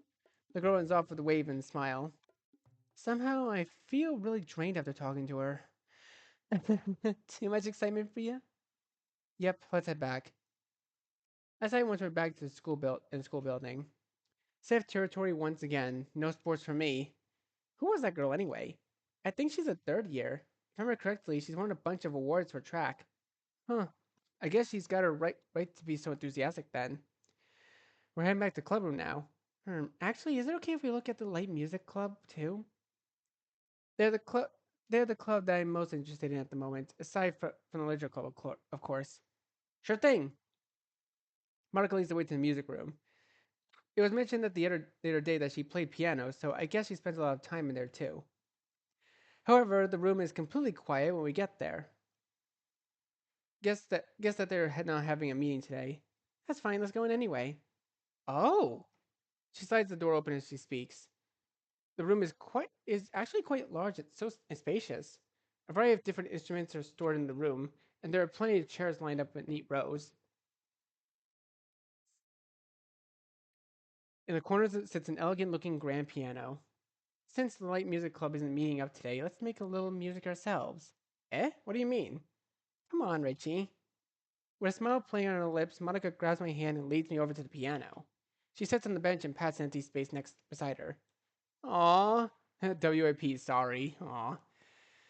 And when I sat down, I realized we're close enough for our shoulders to brush against each other. That is, we're too close together for me to fully relax. Do you play any instruments? Huh? Oh no, not really. My dad tried to get me to play the piano, actually, but his attempts kind of fell flat. I see. Yeah, sometimes I wish that I was more serious about it as a kid. Then I would have had at least one talent by now. Well, you can learn with me right now then. Huh? Yeah, I guess you are right. She smiles at me with She smiles at me as the lady glides her fingers over the keys. Do you remember anything about it?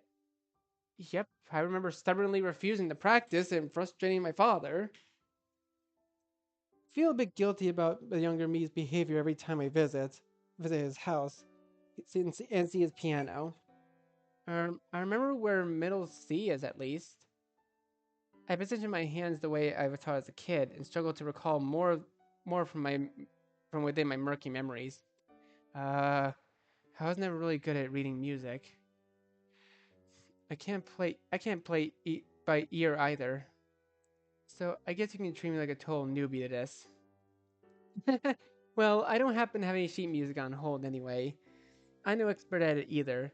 I only recently picked up piano, so I can't play much. And I really like practicing though. You could say it's kind of therapeutic for me. That makes sense.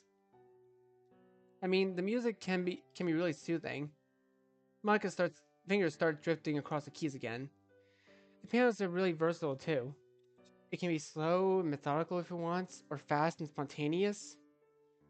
It's real it's really just a nice outlet for my emotions.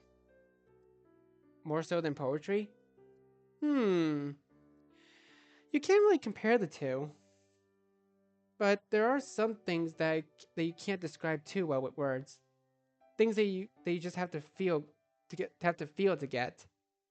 Margaret closes her eyes and slowly plicks her way through a scale. She turns to me to look at me once when she's done. Isn't it crazy, Richie? How humans have somehow evolved to want to create? How people are able to create abstract something out of nothing? Yeah, I suppose so. I don't really know how to respond. This is me speaking to Yuri all over again. I guess it's kind of unique how humans are able to build up on other people's progress as well. Just like how you're using an instrument that someone else invented to create sounds that never been heard before. Mm-hmm. This is how civilization was born, eh? Oh. Her hands move lethally over the black and white keys as she picks out a melody. It's quite simple, but uh, that only adds to its charm. Why don't you try playing something? I don't know how to play anything though. Come on, it's just the two of us in here. So it is. It doesn't matter if it's any good as long as you try. So you say. Let's play a duet. Or just follow my lead and play from your heart. Remember, I'm a beginner too, so it's not like you have a hard time following along. You say that, but no buts. Marco starts to play slowly but deliberately. She raises an eyebrow at me with a sigh, but I put my long forgotten muscle memory to the test. The sudden flurry of euphonious notes bursting forth from my fingertips visibly shocks Monica. Just kidding. The discordant noise of the sounds of a clumsy finger caused Monica to recoil a little. And to say that it was a bad idea would be an understatement. I told you I was bad. I'll have to admit, I expected that you'd remember a bit more. All you need is a bit more practice, though. Right. Well, it's kind of late, so we should probably hurry back. I suppose it is. Monica slowly rises as I quickly shoot to my feet, embarrassed. But in my haste, I trip over myself. Yeah! Bam. The first thing I'm aware of is throbbing pain on my forehead. The second thing I'm aware of is a pair of brilliant emerald eyes only a few inches away from me. I simply jump away from her. My face begins to heat up. Ow, what happened? You kind of knocked our heads together there. Crap, are you okay? I'll be fine, probably. I'm really sorry, Monica. Are you sure you don't need to lie down or anything? Richie, you're always more energetic after head injuries. Uh, I'm fine, really. Actually, I'm more worried that we won't have enough time now to share poems. So let's hurry back to the classroom, if you say so. But I'm going to keep a close eye on you. Tell me if you feel dizzy or have blurry vision or anything like that. I said I was fine, didn't I? Still, let's just hurry back. Make our way back to the classroom at a brisk pace. I don't think people with head trauma are supposed to do that. But in the end, we make it back to the classroom in one piece. It seems that Yuri is already back as well. Monica rushes to the front of the classroom to gather everyone's attention. Okay, everyone. Meanwhile, I return to my seat to try to steady my breathing. Somehow, I don't think either of us will be bringing up what happened anytime soon. But for now, I should make an attempt to clear my head. After all, it's poem sharing time. Alright. Wow, okay. 2 scenes already. Goodness. All right. All right. So now we have Monica's Sunday scene. Oh yeah, that's like if we pick her to help for Sunday instead. Wait, what we gotta figure out? Do we unlock anything from the Monica ones? No? I guess we don't. Alright. Monica's Sunday scene. Let's do this. Sorry, Sunday. The day that Monica's coming over to my house to work on the festival pamphlets with me. The day that one of the most popular girls in my school is coming over to my house where we'll be alone together for the whole day. The closer it gets to the time that Monica's supposed to arrive, the more nervous I am. I'm practically buzzing with nervous energy, and I decide to succumb to the last minute cleaning frenzy. I'm not that much of a messy person, but living alone in a big house, I kind of let things go. The fact that I haven't had someone over in forever doesn't help matters either. Actually, that's probably where most of my anxiety is stemming from. Sudden ring from the doorbell startles me into dropping the couch cushions I was holding. Not crap. I was trying to turn in my panic. I tossed the cushions onto the couch and rushed over to open the door. Hi, Richie. Hey. It's a strange feeling seeing Monica in casual clothes. Somewhere in the back of my mind, I kind of expected that she would show up at my door in a school uniform. Are you alright? You seem a little out of breath. Yeah, I mean, I'm fine. Okay, that's good. Wouldn't want you to be out of commission now, would we? Mm-hmm. Well, your doorstep isn't too uncomfortable for a place to work, I guess. Oh, right, let's head inside. Lead the way. I feel myself turning red as I let her in. Have I always been this awkward? I'm just going to attribute my sudden lack of social skills to a combination of Monica's casual clothes and being alone in the house with her. Is that all you brought? Although Monica said that she'd bring all the materials today, she's only carrying her school bag with her. Weren't you going to bring things like art supplies and paper? Nope, we have everything we need right here. Eh? We sit down on the couch. Monica slides her laptop out of her bag and places it onto onto the coffee table. I was thinking about it last night when I was just about to start gathering up all the materials. Wouldn't it be such a hassle to write everything out ourselves? It wouldn't look like that professional either, right? So I decided to just do everything digitally. Sorry for not letting you know earlier. I figured that you wouldn't be too bothered about it anyway. That's a pretty good idea. If this is going to help speed things up and improve efficiency, I have no objections. I don't know if I have enough ink in my printer to print out that many pamphlets though. In that case, how are we going to get the library how about we get to the library to get everything sorted out? I know one nearby that makes high quality copies, and since I go there a lot, they give me really good prices too. Sounds like a plan. Watch Monica quickly open up pamphlet template and text document. Let's see. The way they fly, after Major Eye, my meadow, and jump. Are those the poems we were reciting for the festival? Come to think of it, you never told me which poem you wanted to use. Good thing I had the foresight to prepare for this. Oh, I ended up settling on one I found on online called and Acquainted with the Night. Ah, the one by Robert Frost? I'm not surprised that you know it, but yeah, that one. Good choice. I'll just look up the poem right now so I can copy and paste the document. Her fingers fly deftly over the keyboard as she works. I guess I, I guess I'll end up not doing much today. I'm curious to know why you specifically chose that poem, though. I should have expected that Monica would ask that. Time to whip on my literary thinking cap. First of all, I guess I just liked how it sounded. There's a certain rhythm when I read it that made me keep wanting to read more. We're talking we're talking about the iambic pentameter, right? When the stressed and unstressed syllables of the words alternate to create an almost musical beat. Yep, that's right. It's almost like a song or something the way it works. I also kind of like the themes of the poem. You could say that they kind of resonate with me. Oh, how so? Well, the poet was inspired by experiences with depression when he wrote the poem.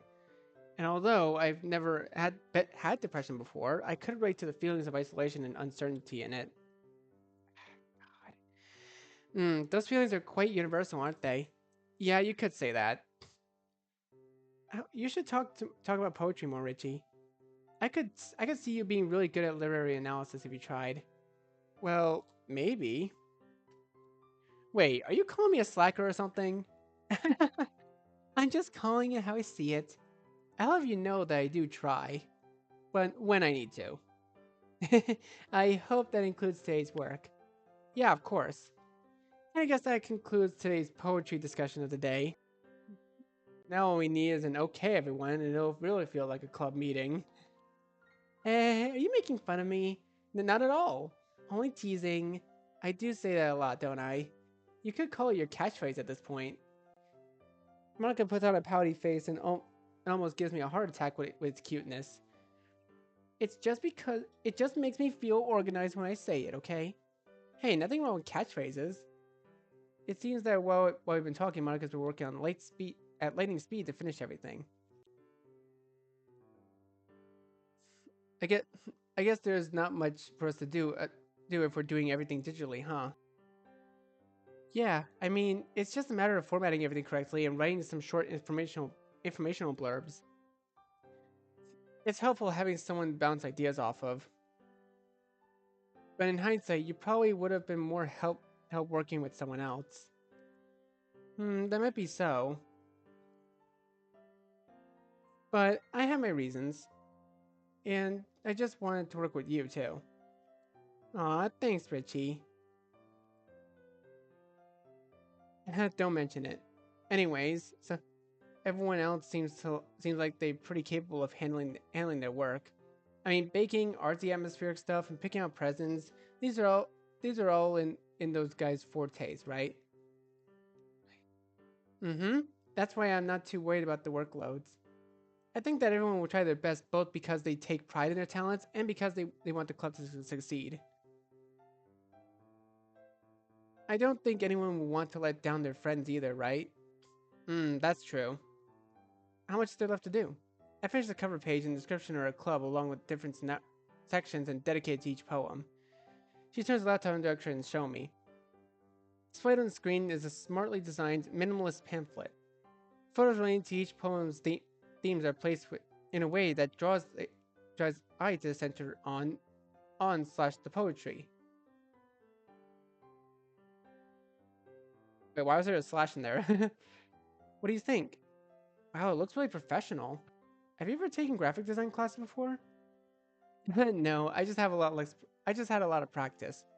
My mother is lead designer in a large firm, so maybe it runs in my blood. I wouldn't doubt if that's the case. Do you have any suggestions though? I don't have much of an opinion on art and design. Not that you need any help with that on that front anyway. But as for pamphlet contents, how about a program guide? So so that the audience can follow along more easily. Great idea. What order shall we recite in? Given that you're the president, you should probably go first. Since Natsuki doesn't really care about performing in front of strangers, how about we have her go next? So then we can go get it over with, you know what I mean? Sounds good to me. The soft sound of keys clicking fills the air as Monica starts modifying the pamphlet again. Yuri's probably going to be the opposite of Natsuki and wants to delay the inevitable as much as possible. She is pretty shy. I don't think she wants to go last though, because then all the attention would be on her. So how will we put her second to last? Fine by me. I'd be fine going last then. Alright, then that's me, Natsuki, Sayori, Yuri, and for a grand finale, you. When you put it that way, it kind of makes me reluctant to be last, you know. You'll do fine. While you're still editing the pamphlet, how about you add in short bios of each of us as well? I think that'll make it more welcoming for the audience if they get to know the people who are reciting better. Oh, it'll make the club seem more welcoming for any potential members as well. Another great idea, as expected of Richie. I'm just throwing ideas out there. You're the one doing all the work.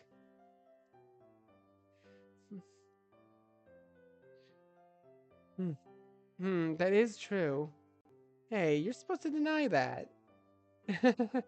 How about you carry all the pamphlets back to the shop then? Hey, not bad. You got yourself a deal.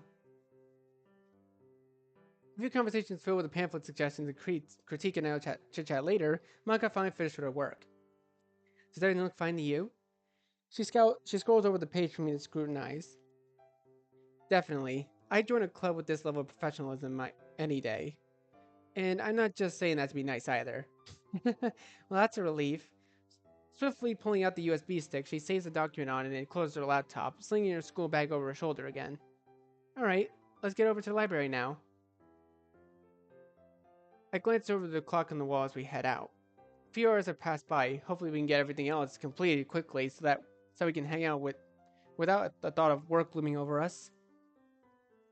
I feel bad for making Monica do pretty much all the work, but this is kind of the thing is really more suited for just one person to do. Maybe I should have helped someone else. Oh well, they can't possibly handle themselves. They can probably handle themselves.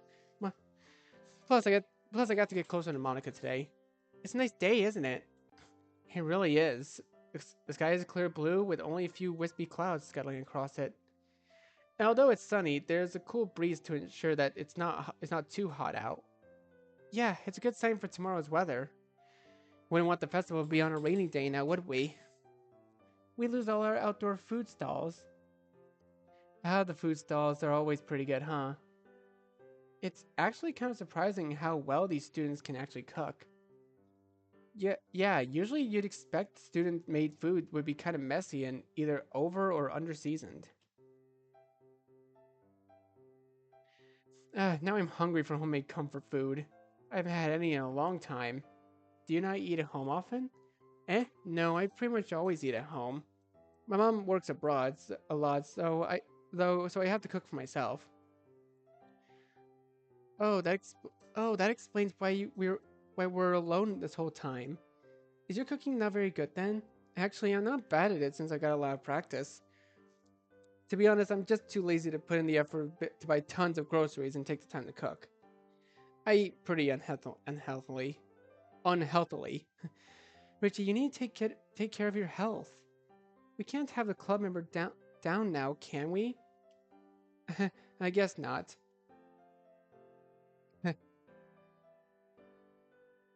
I offer up a sheepish grin that Monica chuckles at. How's your cooking, Monica? Oh, I'm okay. Don't be humble. You're probably a master chef or something. I'm not. I'm really not. You're pretty much good at everything, and you're a top student, not to mention a top athlete to boot.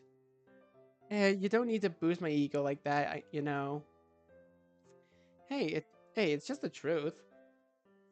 Since you're already involved in so much with school activities, are you going to run for the student council? I could definitely see you as the president there. That's something that I've actually been considering. It would definitely make my parents happy if I could do it, but I'm not sure if I have the time for it. There are a lot of responsibilities attached to the role. Right, you already have tons of things on your plate. I didn't mean to make you feel pressured or anything. I just wanted to say that if you ever run for student council president, you'll definitely have my vote. Thanks, Richie. I'm a sucker for that radiant smile of hers. If she ordered me to kill someone with that smile, I'd do it. Okay, that might have been an exaggeration. By this time, we walked well into the city. I've just been following Monica all this time since I had no idea which library she was talking about. She said that it was supposed to be close by, though, right? Looking around, I don't see any buildings that seem particularly library-ish. But as we cross the street and head towards the tall, imposing building, I decided to ask her, "Hey, Monica, where are we going?" "To the library, remember? Don't tell me you forgot already." "Hey, give me a little credit. I meant where in the city.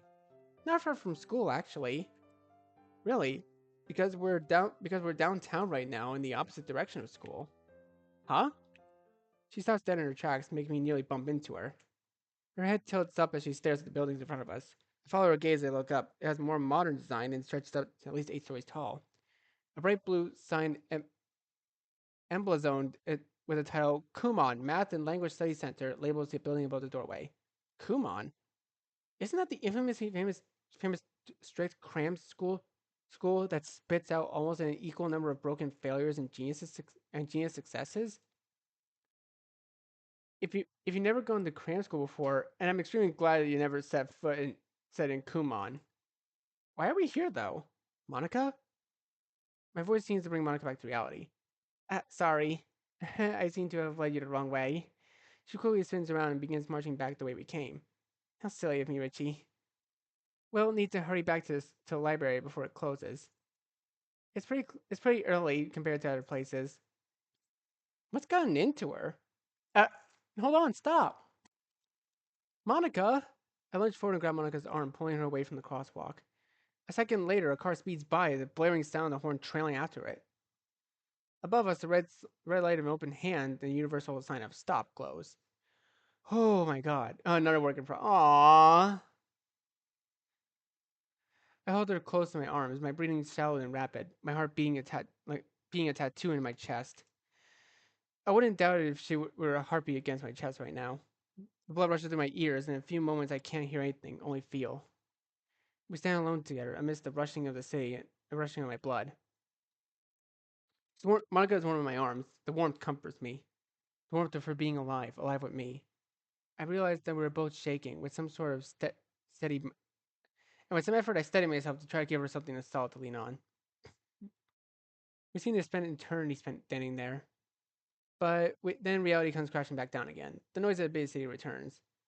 It seems strange that the world goes on without a care, even after such a close brush with death. Monica, thank you. I'm just glad you're okay. You are okay, right? Yeah. Yeah, I am. The feeling of relief pervades my body. It seems strange that I care so much about someone who I've only really known for a few days. No, actually, it's not strange, because we're friends, and friends care about each other, right? Although, maybe, well, I should just see how our friendship develops before I get ahead of myself. I'm glad that you were able to make sure you were here to make sure I was okay, Richie. Ah, of course. What happened anyway? Why were you upset? I wasn't upset. I don't know, I was just a bit flustered. I don't even know why I was flustered. Does it have something to do with that Kumon building or something? Maga stiffens up once I mention it. You could say that. It's my cram school right there. I have cram school every day, so I guess I've just been I've just been conditioned to walk straight there. My brain just switched to autopilot. I see. Well, it wouldn't be strange for that to happen. Do you not like cram school? I just have bad memories associated with it. I guess it's kind of silly. No, I'm sure that if it shook you up of all people, then it isn't silly at all. Thanks, but I should be stronger than this. I really don't mind cram school in general. It's pretty effective in boosting your grades, since it basically forces you to study. I'm not sure if Monika's lying to make me feel better, or if those are her true feelings. Either way, this is a side of her that I've never seen before. Anyway, mind if you let me go now? Sorry. I quickly dropped my arms. Oh yeah, also yeah, her coat was green when it was supposed to be tan. And step away from her. My face is going red now, but I just can't help hugging her like that. I guess my protective instincts overwhelmed me at the moment. Monica smiles faintly at me, but still looking a bit rattled. How about we make small break before we continue? That'd be great, Richie. We meander over to the streets through the streets before we settle on taking a small break at a park. Well, they call it a park, but it's really just a small section of the street that has a few more trees and shrubs than usual, along with a public bathroom. Strange how we were chatting and laughing that long ago. A summer mood has settled over us, and I find myself preferring to keep quiet. It seems like Monica's feeling the same way, as she doesn't make any move to speak. Hey, there's a vending machine over there. You want something to drink? I was hoping that maybe something sweet could cheer her up at least a little bit. Sure thing. It's pretty thoughtful of you. No sweat. I was going to get something for myself anyway. What would you like? A can of coffee would be nice, thanks. Well, maybe something bitter can cheer her up then. I decided a melon soda for myself and quickly returned with the drinks. Thank you. We sit in a comfortable silence and slowly sip on from our cans. It's a quiet section of the city, only a few groups of elderly and a jogger who or two populate the park. This peaceful moment was perfect perfect thing to calm ourselves down with all the excitement from before. After a while, I drain my can and languidly stretch as I stand up from the bench. You done with your coffee? I can throw the can away for you. Yeah, I am, thanks. I toss the cans into the trash and can't help but let out a yawn. I'm kind of sleepy after that.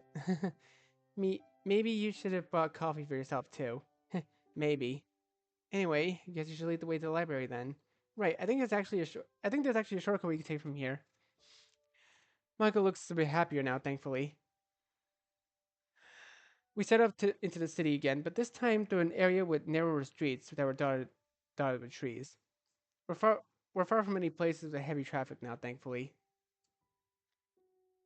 After slipping through a few alleyways, taking a detour through the residential street, we arrive at a small, modern-looking library. Hey, I recognize this street. We're really close to the school. You shouldn't doubt me on these matters. I'm a regular here, so you can be sure that I know where I'm going.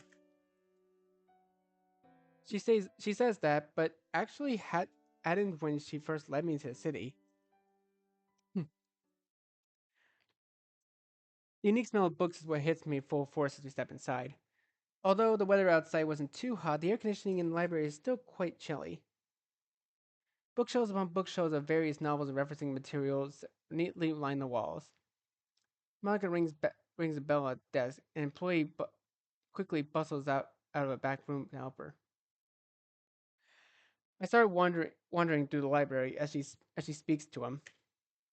It seems like they're quite familiar with each other, as I can even hear them exchange jokes as she hands him her USB stick.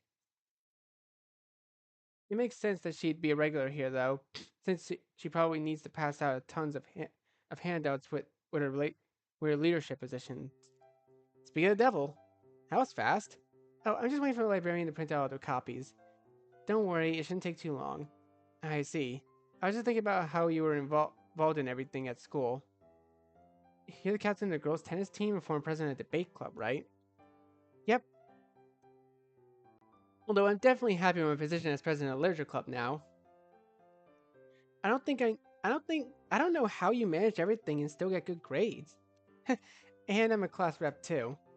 Man, do you ever stop to smell the roses? I don't even have time to do that. Maybe I'll buy you some so that you have to smell them. Wow, what a Casanova! It'll take more than one cheesy line to charm me, though. Where did that line come from anyway? Came from, I don't know. But that was smooth. At, at least, for me it was. Anyways, looks like the pamphlets are done, so let's pray for them and get going. Let's pay for them and get going.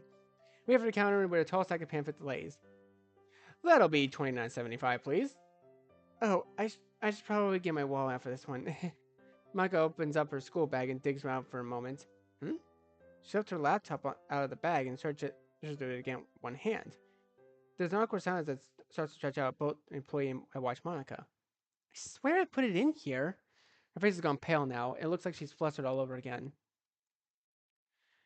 It seems that I've left my wallet at home. It's fine, I'll pay for it. I hastily pull out my wallet out of my pocket before Monica could say anything. Richie, you don't... Well, I'll pay you back on Monday. Don't worry about it. I've got your back. It's only $20 anyway. More like 30. Oh, well, like I said, you don't have to pay me back. Are you sure? I feel really bad. I'm definitely sure. I don't go out very often anyway, so I have a lot of pocket money saved up.